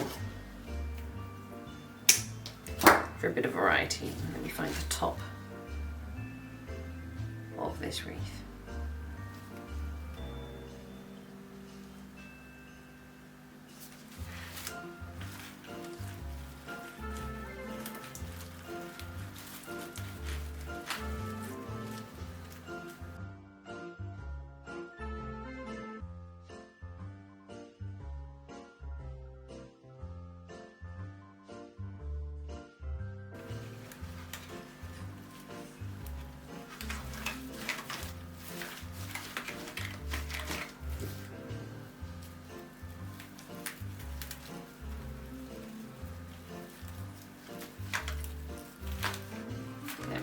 Doesn't work, let's leave it out. So, I think we've got a good base layer there, and we'll start adding in some of the other greenery. So we've got some lovely olive, yeah.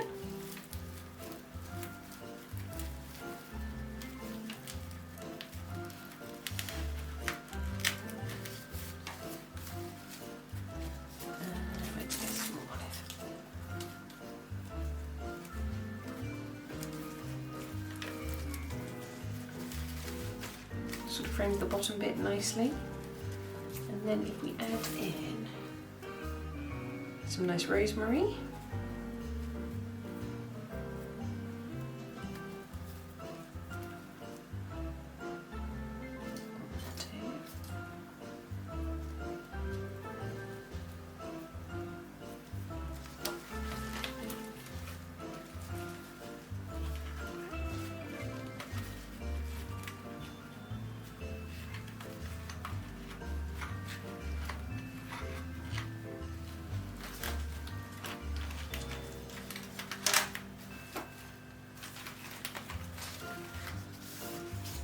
stuck into my tablecloth, that's fine.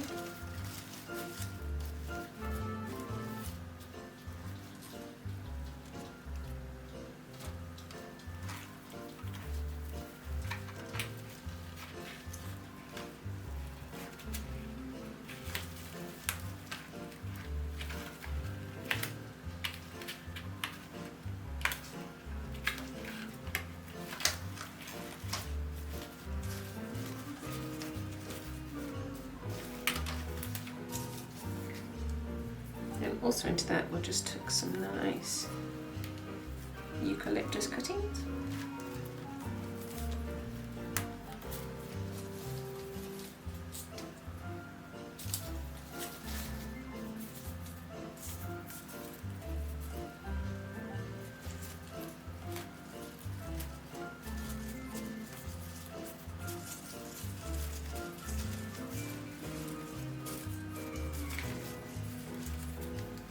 Lovely, so what we're going to do now is add some pine cones.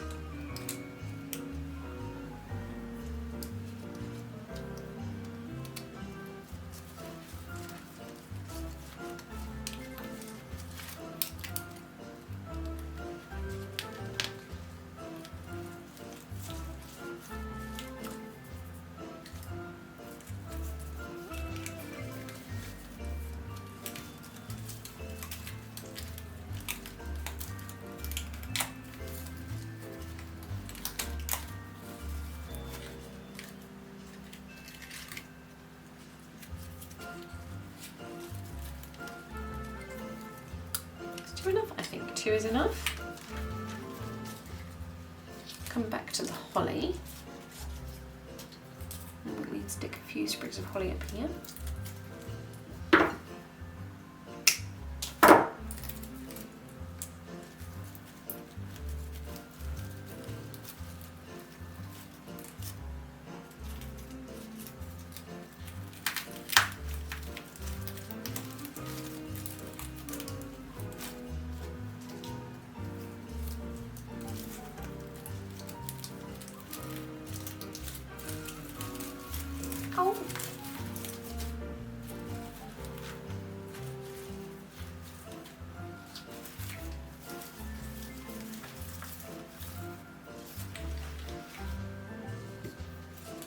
and then we'll add some beads.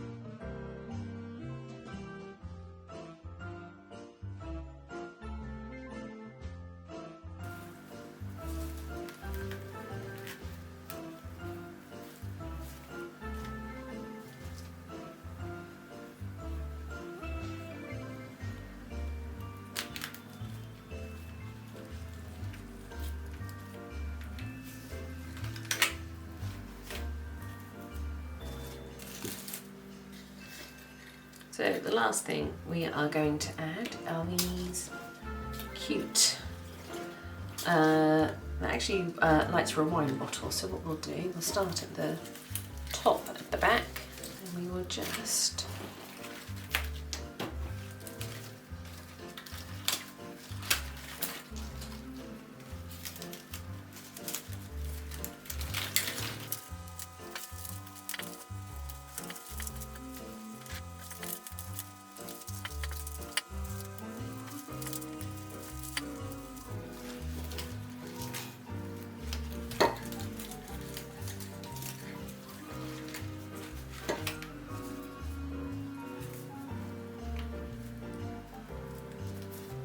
okay. There is your finished wreath. So one other thing I wanted to show you while I've got your time is a quick pom-pom wreath. Now, these are so easy to make, absolutely no skill required whatsoever. So I'm just going to use a wreath ring, it's quite a small one, covered in jute ribbon to make it look a bit prettier. And essentially, you take your pom-poms. It's a nice way to spend an evening in front of the telly. Just winding wool and cutting it. And tie a knot.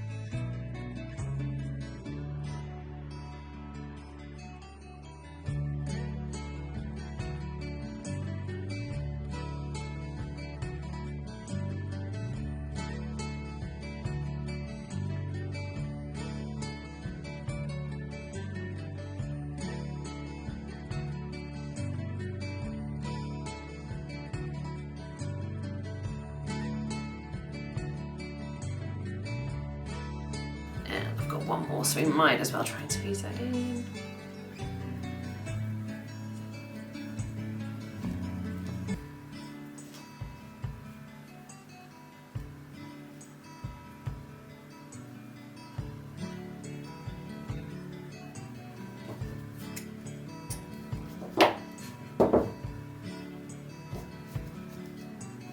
So that is looking pretty cute to me. So we will just add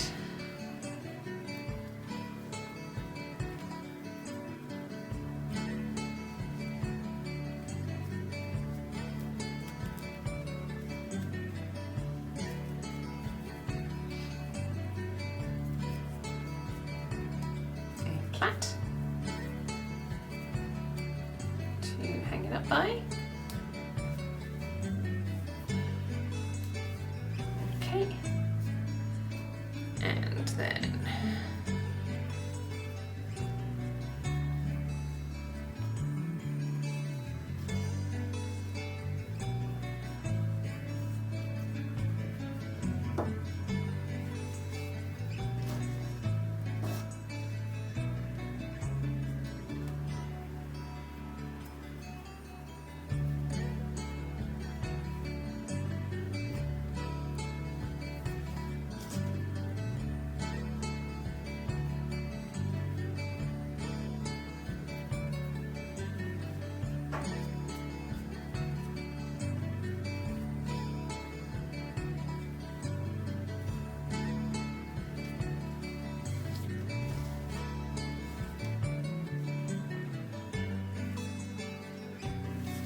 hope you enjoyed that demonstration. If you've been inspired to go out and give it a go, then please do share pictures of your wreaths with us through our social media channels. The details are on the screen now. I hope you enjoy the rest of your evening. Thank you for your time. Good night.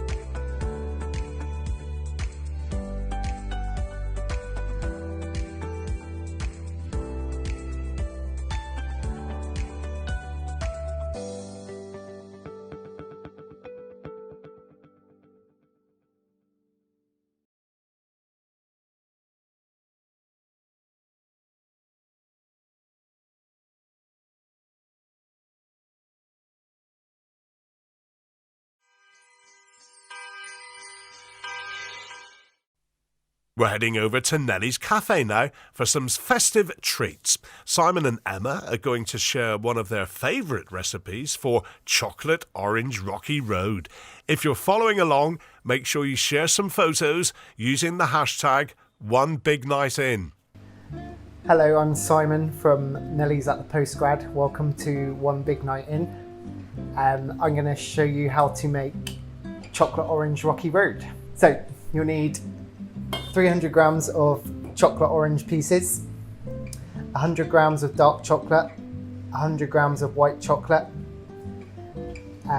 250 grams of digestive biscuits, 200 grams of marshmallows. I use some caramel chocolate for the top, but you can use white chocolate if you want to use white chocolate instead, so you need about 200 grams of that, and also 16 larger pieces of chocolate orange. First step, mix the chocolate orange pieces with the white and dark chocolate and put that over a pan of simmering water to melt the chocolate.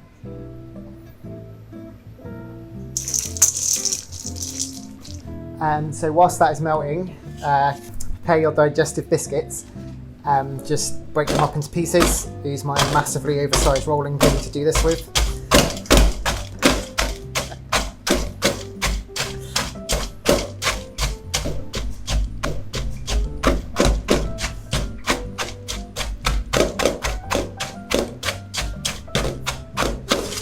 When they're broken up into nice pieces, place them into your mixing bowl.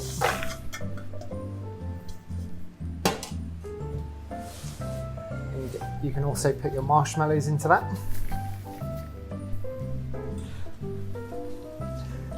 Check on your chocolate to make sure it's not burning or anything. And whilst you're waiting for your chocolate to melt, line your tin. Here's one I prepared earlier. So once the chocolate is melted, just set it aside to cool for a couple of minutes. So once the chocolate's cooled down a bit, mix it in with the marshmallows and the biscuits. Make sure you get it all in.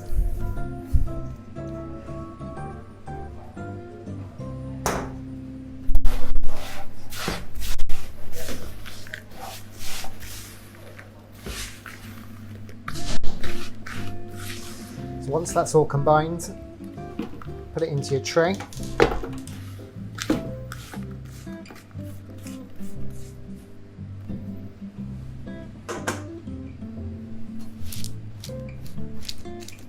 Level it all out.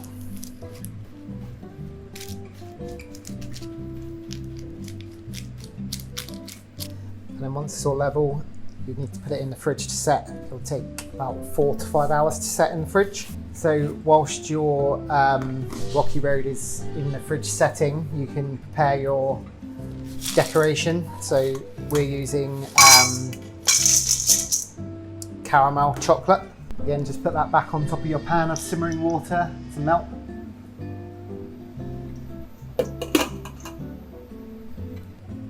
So once the Rocky Road is set, remove it from the tray onto a board, and then you can start decorating. Let's hope this is good.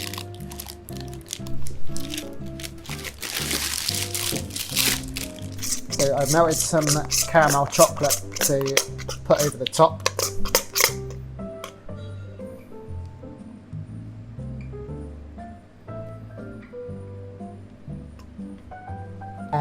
Add your chocolate orange pieces.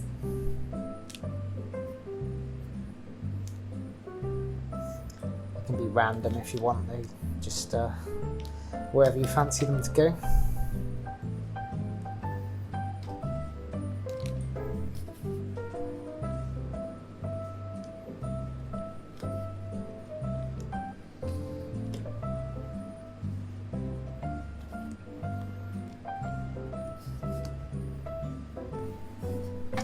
A few extra marshmallows.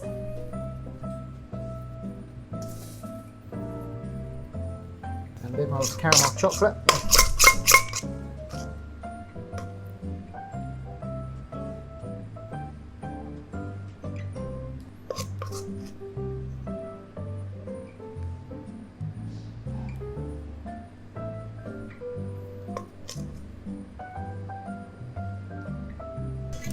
And then that'll just need to go back into the fridge for another half an hour just to set it. So once that's had another half an hour in the fridge, it's ready to serve.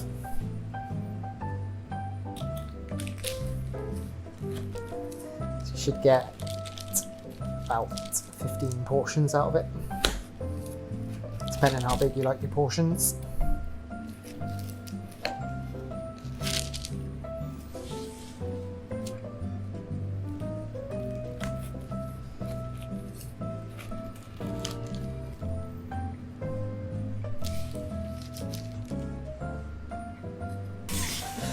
There you have it, chocolate orange Rocky Road.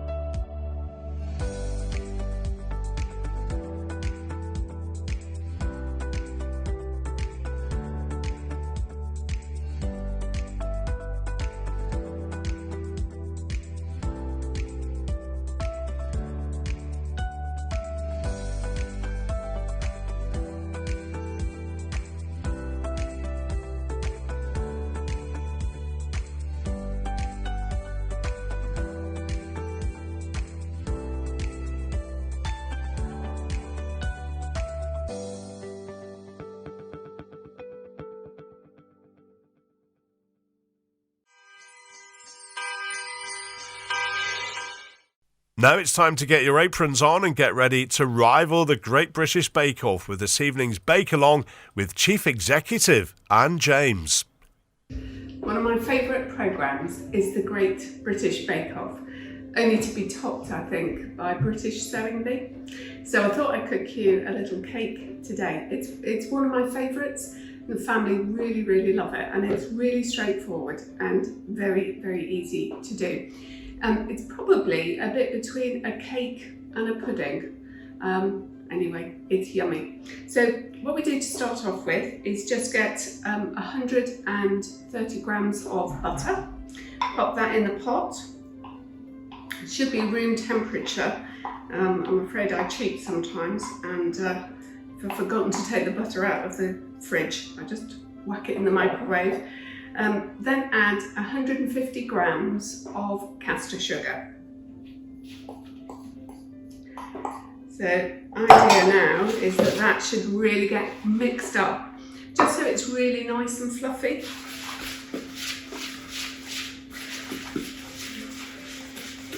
Funny, isn't it, how we like some things that we really look forward to? So every week I look forward to the Great British Bake Off.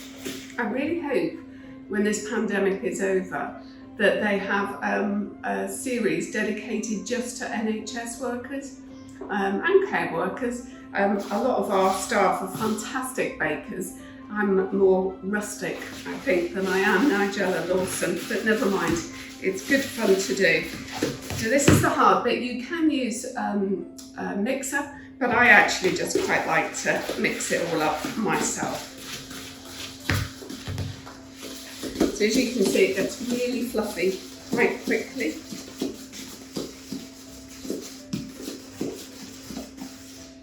So once you've got that, the next thing to do is to add 3 large eggs.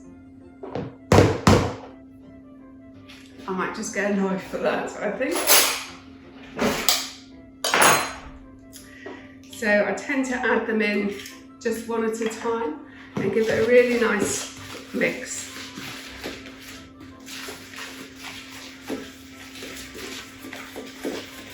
I was worried that it looks like it's separating, but actually, if you just mix it up, it comes together really nicely. There we go.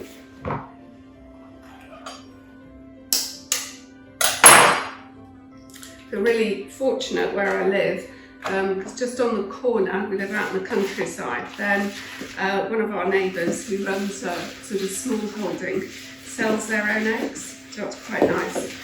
Just go to the end of the lane, buy some eggs, pop them in. There we go. And the final one. There we go.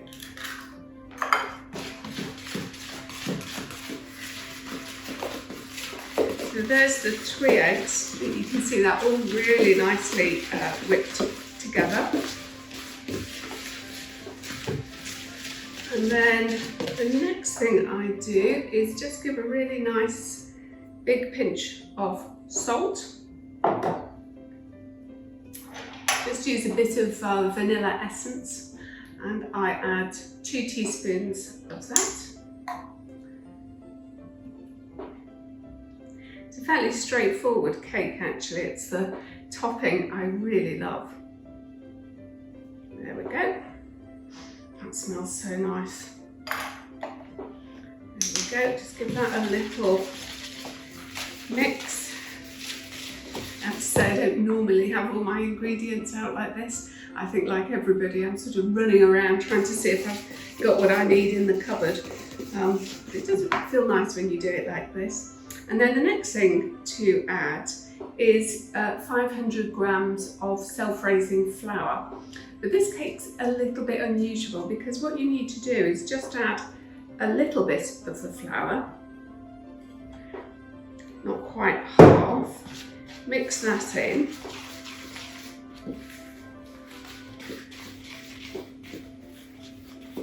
When I'm out and about in the hospital, can't do that quite so much at the moment. I'm always really amazed how talented our colleagues are across the Trust. A lot of them bake. In fact, I think there's someone from Labs who actually did apply to do Great British Bake Off. Others sew and do haberdashery, lots of volunteers working in our local communities. Pretty amazing place, I think, to be part of. So as you can see, that gets to be quite stiff quite quickly. But the next thing, which is why I think it's a bit different as a cake, is to add, let me see, 200 millilitres of sour cream. But again, what you need to do is just alternate between the flour and the sour cream. So, and I love sour cream, so I'm going to do 2 big dollops like that. And it somehow makes the cake look really light and fluffy. It's gorgeous. There we go.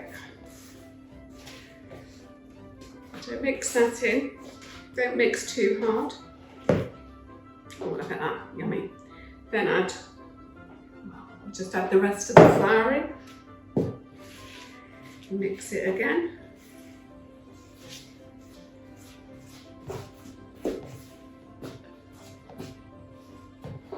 I think, like everyone, I really miss being out and about.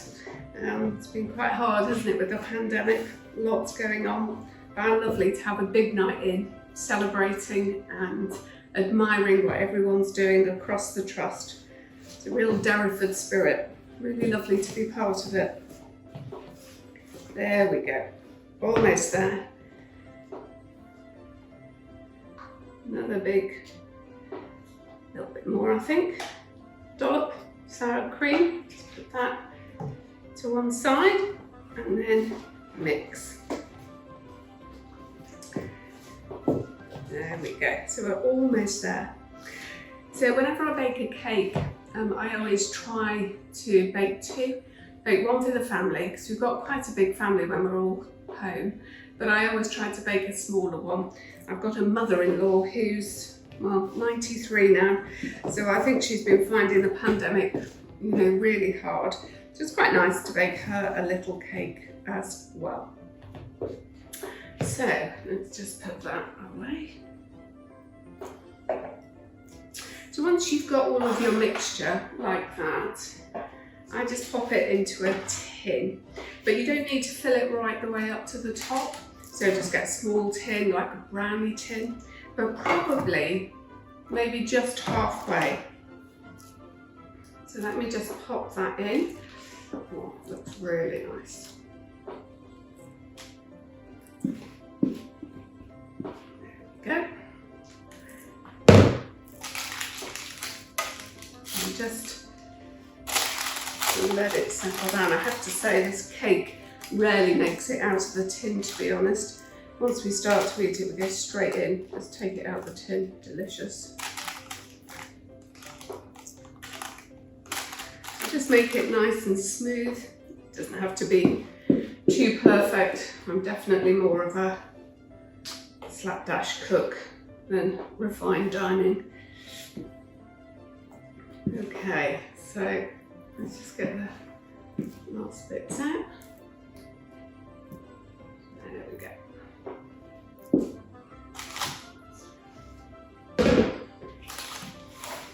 So then if we just really smooth that out, that's nice, it'll just settle.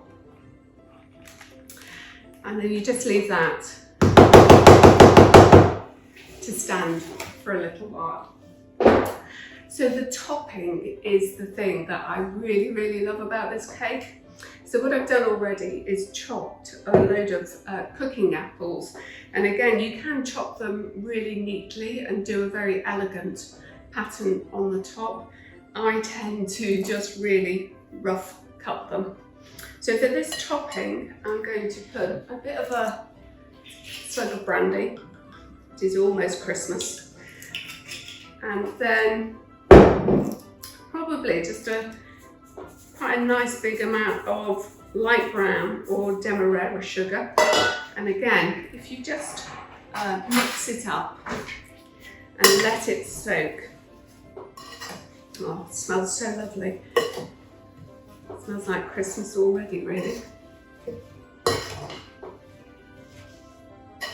And this is really, although there probably is a recipe for the right proportions to use, I just like to do it by eye, really. Mix it all up. So the next thing to do is to add some mixed spice or sweet cinnamon, really lovely. And again, it depends very much on your own taste, what you like. So just I put quite a lot in really, because it sort of cooks through the apple, it flavours the brandy, and really just gives such a nice topping to the top of the cake. You have to really mix it, make sure all the apples are covered.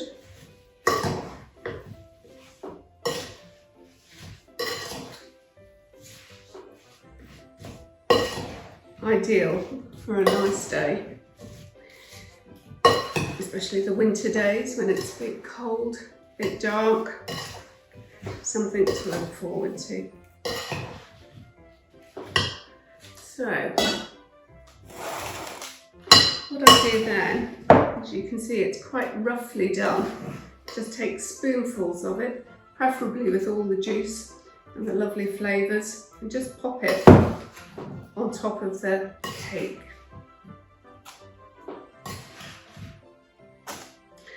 So what we're going to do with the cake is pop it in the oven, middle shelf. It's already been preheated at around 180 or gas mark 6, and leave it for an hour. And the smell will just be delicious. It's one of those cakes that really does cook almost to time, so you don't have to check it lots and lots. Just pop it in, let it do its magic. Look forward to eating it.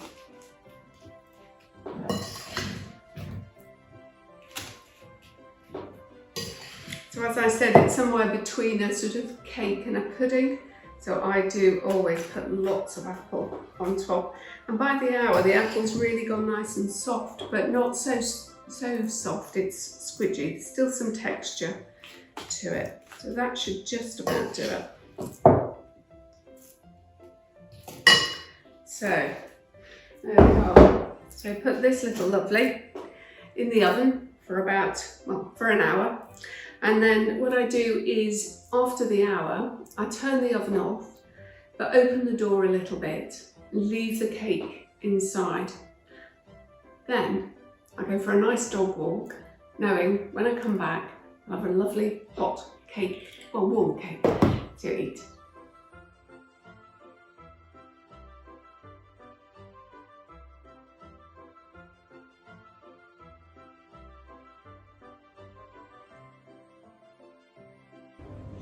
So I probably haven't left this one in the oven as long as I would normally, just to cool it down. You might be able to hear my Scotties in the background there after a carrot, which is not very helpful, is it? So normally I let it just go until it's really, really warm. This one's still a little bit hot, so hopefully, going to be a bit tricky, I think, to get out.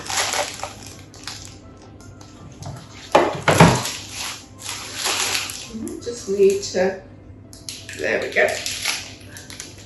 Thought I might needed to have left it a little bit.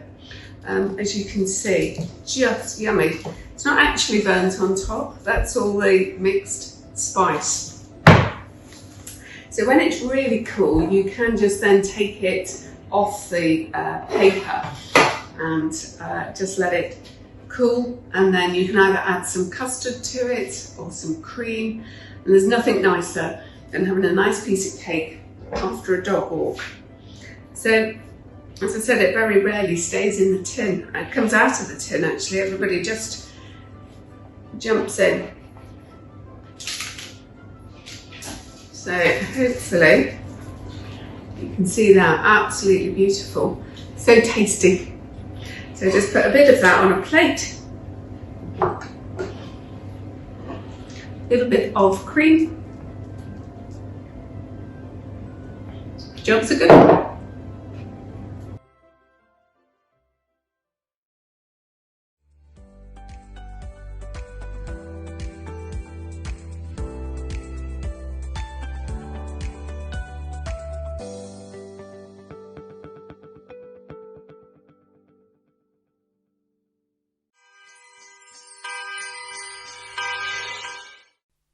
If you've been busy baking and wreath making, it's time to wind down with a short mindfulness session led by Patient Experience Manager Ben Gad.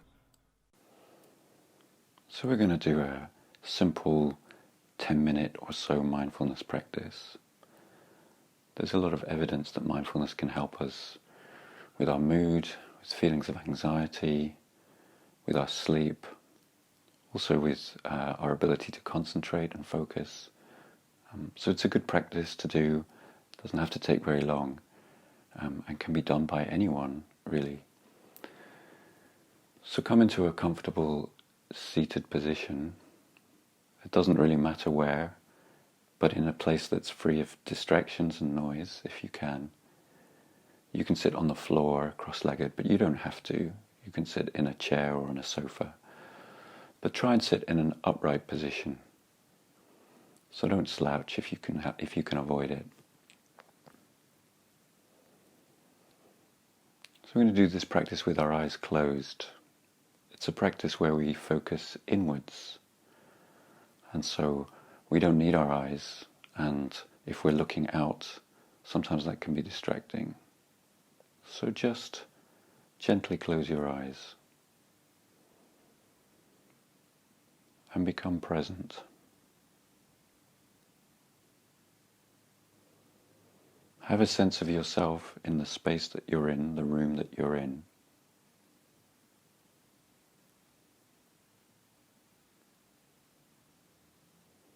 Become aware of any noise. That might be noise outside the room or inside the room. And try not to label the noise or judge the noise, but rather just to notice it as a phenomena that just passes. It arises and it passes. It's not good or bad. Our job is simply to notice it.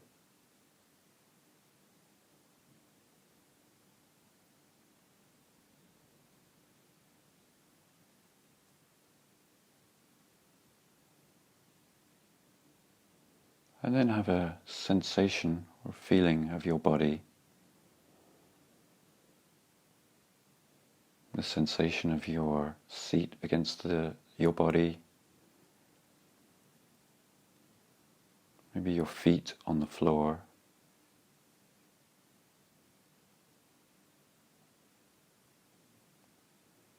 Sensations in your hands, which might be in your lap or on your knees. Just become aware of the sensations.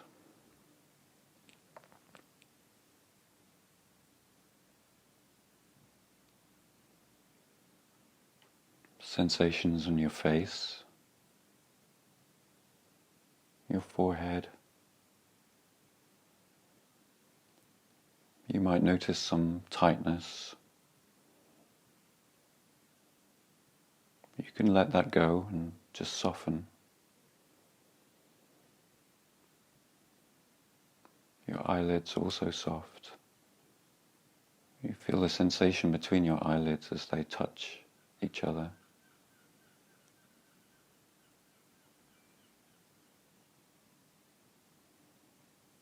Sensations in your jaw.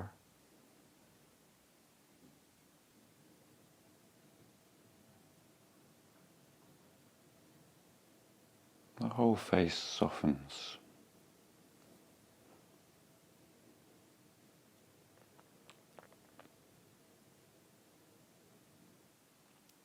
You might feel the sensation of the air on your skin.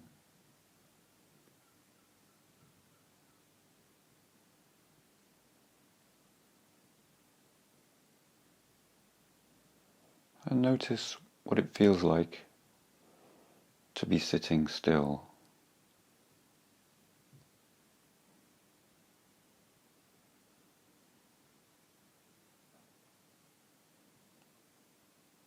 What does this moment of stillness feel like?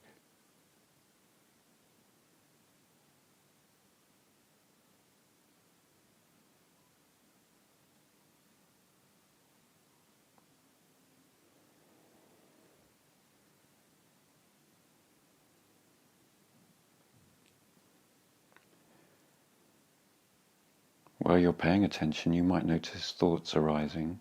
This is completely normal. We don't use mindfulness or meditation to get rid of thoughts. We can't use the mind to stop the mind. So just notice when thoughts arise, and try not to attach to them, try not to follow them.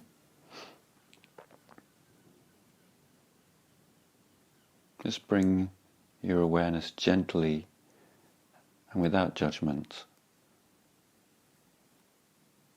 to the object of our focus. And now let's make that focus the breath.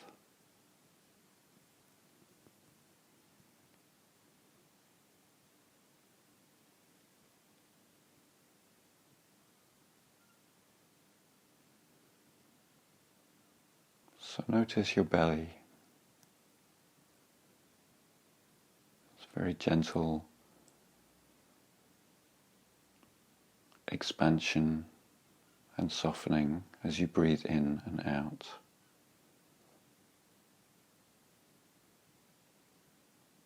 Are you holding your belly? Or are you able to let that go? And just notice.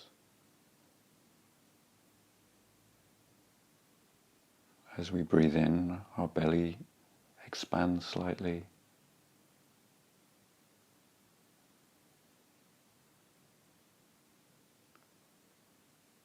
As we breathe out, we let go.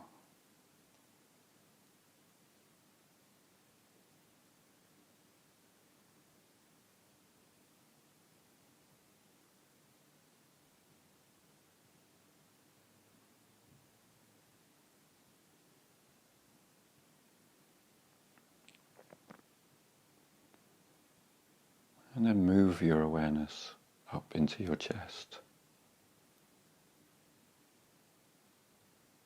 And feel the effect of the air moving in and out of your lungs.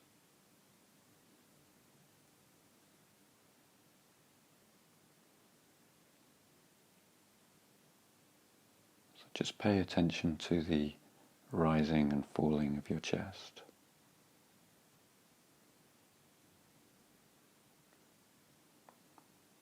We're not trying to change the breath, simply to observe it.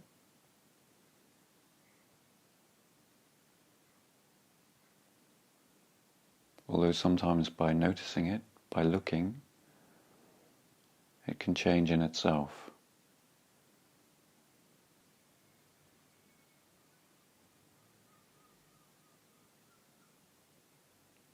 And now pay attention to the gaps or pauses at the end of each breath. So at the end of your inhale, there's a slight pause before you start breathing out.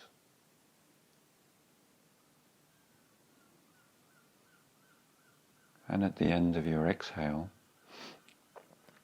there's a very slight pause before you start breathing in again. Just notice these moments, these slight gaps.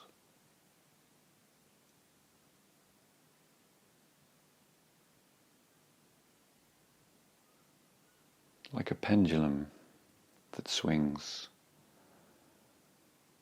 That point where it's paused, it's not going up or it's not going down, it's just still.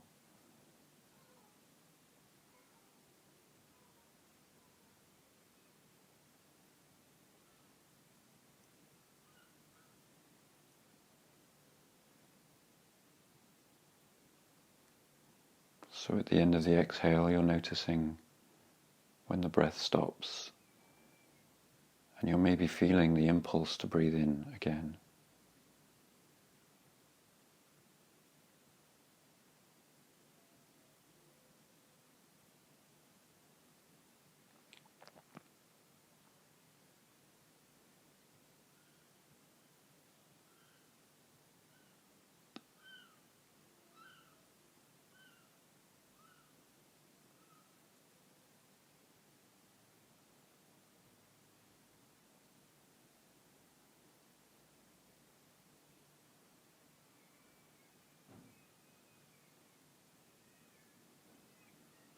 So notice the whole cycle of the breath.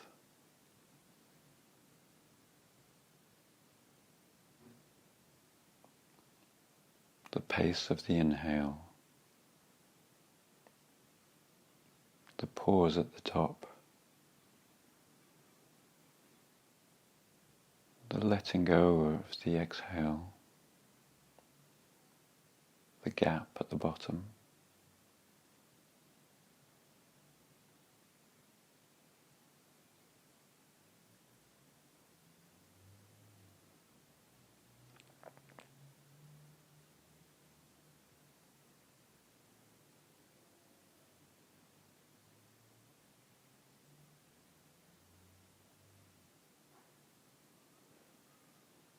The process of always bringing our mind back to the breath.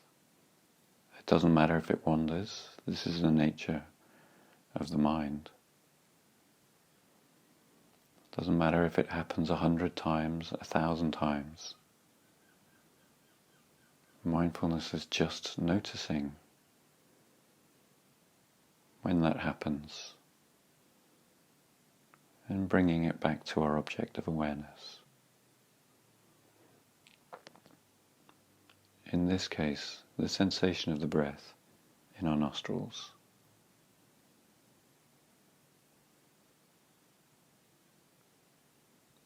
So for the final minute of this practice, we're going to stay with the breath, but noticing how soft, feeling of stillness or spaciousness in the way that you're breathing.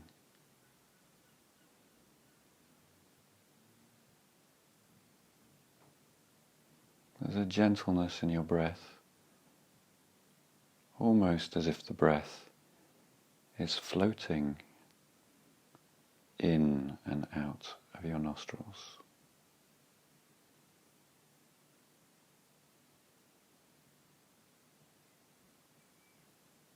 There's no sound. The quality of stillness. As if the air drifts in and out.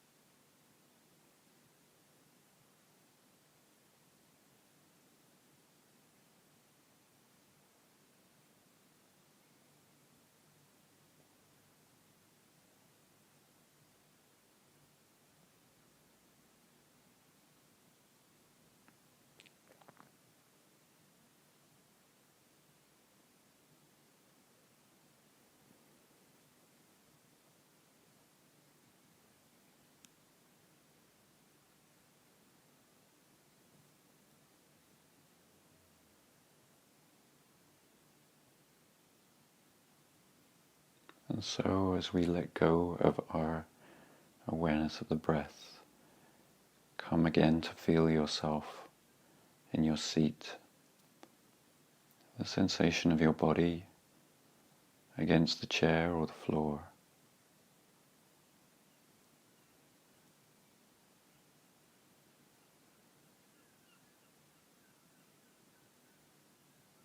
Become aware of your hands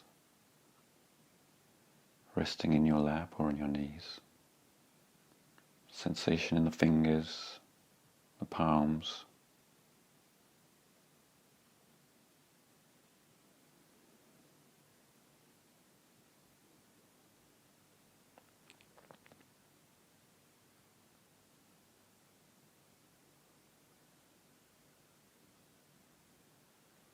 And then finally, just before we open our eyes, just in your mind, become aware of where you are in space.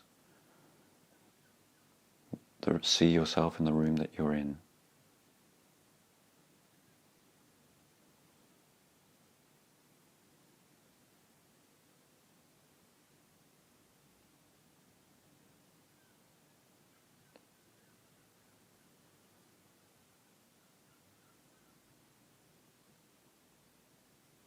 as we finish up, you can gently open your eyes.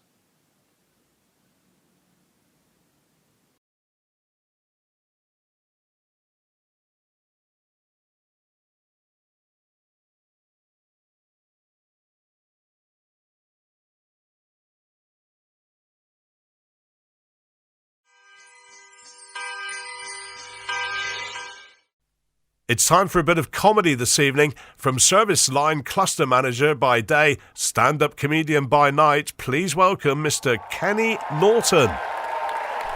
Good evening, everyone. My name is Kenny Norton, and I'm here to do a little bit of stand-up for you this evening. I've recently moved to Plymouth, and I have to say, it is a little bit rough. I was driving through Whitley the other day, and I saw on somebody's door some balloons and streamers. Happy 14th birthday, Becky. World's greatest grandma. My parents are actually from Liverpool, but I grew up in a small town in Bedfordshire. God bless Sir Captain Tom. And in this small town, they had to get used to the fact that my mum, being a Scouser, wasn't always being serious when she'd shout at me in Tesco's, "Put that back or I'll stab you!"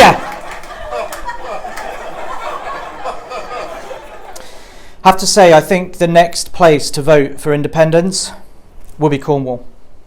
I've seen the rivalry at its worst. I remember when we tried to move some services from Cornwall to Plymouth Hospital, and at one of the patient public engagement events with the Trust Board, a patient stood up and said, "I'd rather die than go to Plymouth!" A similar event happened in Plymouth Hospital, and this was when they tried to remove the pasty shop from the front of the hospital. And at one of the Trust Board engagement events, a patient stood up and said, "I'd rather die than eat a melon salad!" In the NHS, in management, we like to use lots of abbreviations for meetings. We have meetings called TLG and Fig Leaf and other things like that. My personal favourite is the Sexual Health Advisory Group, SHAG.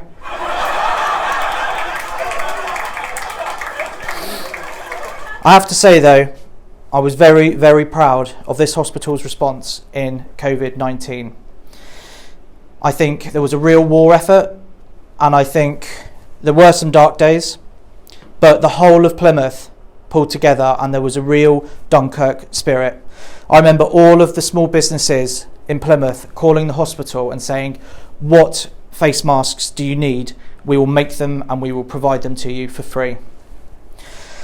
However, there was one very difficult weekend when, even with all of that, there was a discussion that we were about to burn through the remainder of the PPE. I distinctly remember that day when someone said, "Ken, Plymouth fancy dress are on the phone." I wasn't proud, but I did take a box of werewolf and clown masks. So thank you, as always, and remember, you used to cough to hide a fart. Now you fart to hide a cough. Stay safe. Thank you.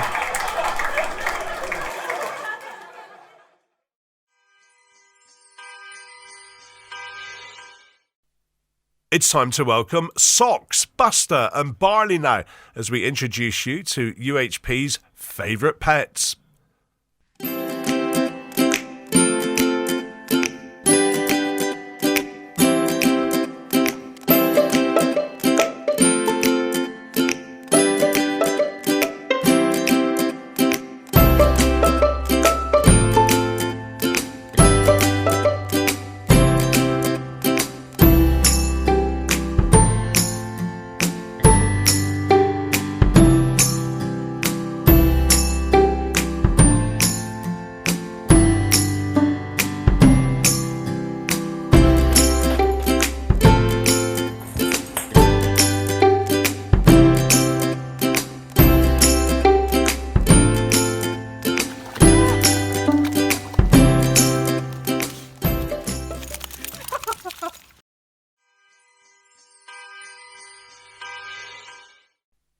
Now I'd like to hand over to some very special messages from members of the community. Hi to all the team at Derriford Hospital. It's Merlin and Lizzie Hanbury-Tennyson. Thank you so much to everybody for helping my father out when he was struggling with COVID and for just being such amazing people. We wanted to wish you the merriest of Christmases. Have a fantastic time with all of your loved ones. Thank you again for everything that you did. We appreciate it beyond words. So much. Sending all of our love and have a wonderful Christmas. Thank you so much. Bye-bye. Thank you everyone at the NHS. I got this medal because I ran 26 miles, 26 days, and I raised £4,000 for you. Merry Christmas! Hi everyone at Derriford, it's Georgia Tofflow here. Now I am loath to tell you that I was actually born at Torbay Hospital. I wish it had have been Derriford, but of course that was out of my hands. I just wanted to say thank you for everything that you do, and I am so sad that, you know, your Christmas party is virtual this year, but hopefully next year will be a little bit brighter. This is a quick message for all of the staff at Derriford, especially everyone down in NICU. Merry Christmas and a Happy New Year! Hello, it's Josiah here. I just wanted to say a very Merry Christmas to everyone at University Hospitals Plymouth. And I'd also like to thank you all for the amazing work you've been doing over the last year, even before that, and everything that you've been doing during this COVID pandemic. Hopefully it will all be worth it and things will start to settle down soon. But nevertheless, I just want to say a very Merry Christmas to all of you. Mwah. I just wanted to say hello to you and all the staff in ICU who did such a wonderful, wonderful job of helping me get through it and be back home where I am now. And I know how tough this is, but please, please just keep going, because there are so many more that must be like me. So grateful for all that you have done to pull me through this. Thank you once again from the bottom of my heart for all what you did. Hello everyone at Derriford Hospital, my favourite hospital. I just want to say thank you for all your hard work this very strange year, and I want to wish you a very, very happy Christmas. Thank you. And bless you, by the way.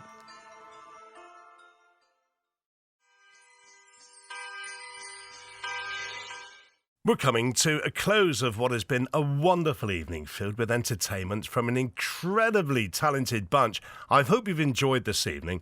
I've been your host, Gordon Sparks, from the BBC Radio Devon Breakfast Show, and I'd like to wish you all a very Merry Christmas. And now it's time to hand over to the Trust Chairman, Richard Crompton. Hello everybody. They've wheeled me on to draw the party to a close and to say a few chairman-y words. Now, I'm very conscious that Dawn French has just been on, and earlier on we had our very own Kenny Norton, so I'm definitely not going to try to play this for laughs. Anyway, I do have a lot of people to say thank you to. And first of all, I want to say a really big thank you to Amanda Nash, and all of the wonderful, brilliant team in comms. This evening definitely wouldn't have happened without them. And of course, what they've done is not just to put on a great Christmas show. They've shown all of us that our wonderful staff are really, really very talented, often in quite strange ways. We've had an exercise class, we've had music from the brilliant ED Choir, we've had comedy, crochet, and just to help us come down from all that excitement, we've had mindfulness. We've seen some beautiful photography of all your pets, and we've had our favourite chief executive baking. So Anne, if this chief executive malarkey doesn't quite work out for you, another career beckons. So thank you to all of you. You've been absolutely brilliant.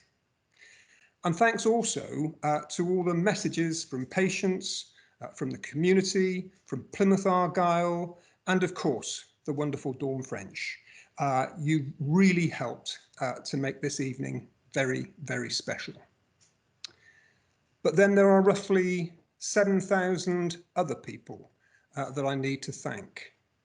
2020 has been an extraordinary year, and 7,000 extraordinary people have stepped forward to meet the greatest health challenge that our generation has seen. So whoever you are, whatever you do, whether you are with patients on the wards or whether you work behind the scenes in some sort of support role, whatever you've done, what you continue to do, that's been quite remarkable. And people will talk about what you've done for years to come as one of the defining moments in the great history of the National Health Service. Now, I don't have the words to adequately express my admiration and my gratitude, so all I can say is thank you. Thank you, thank you.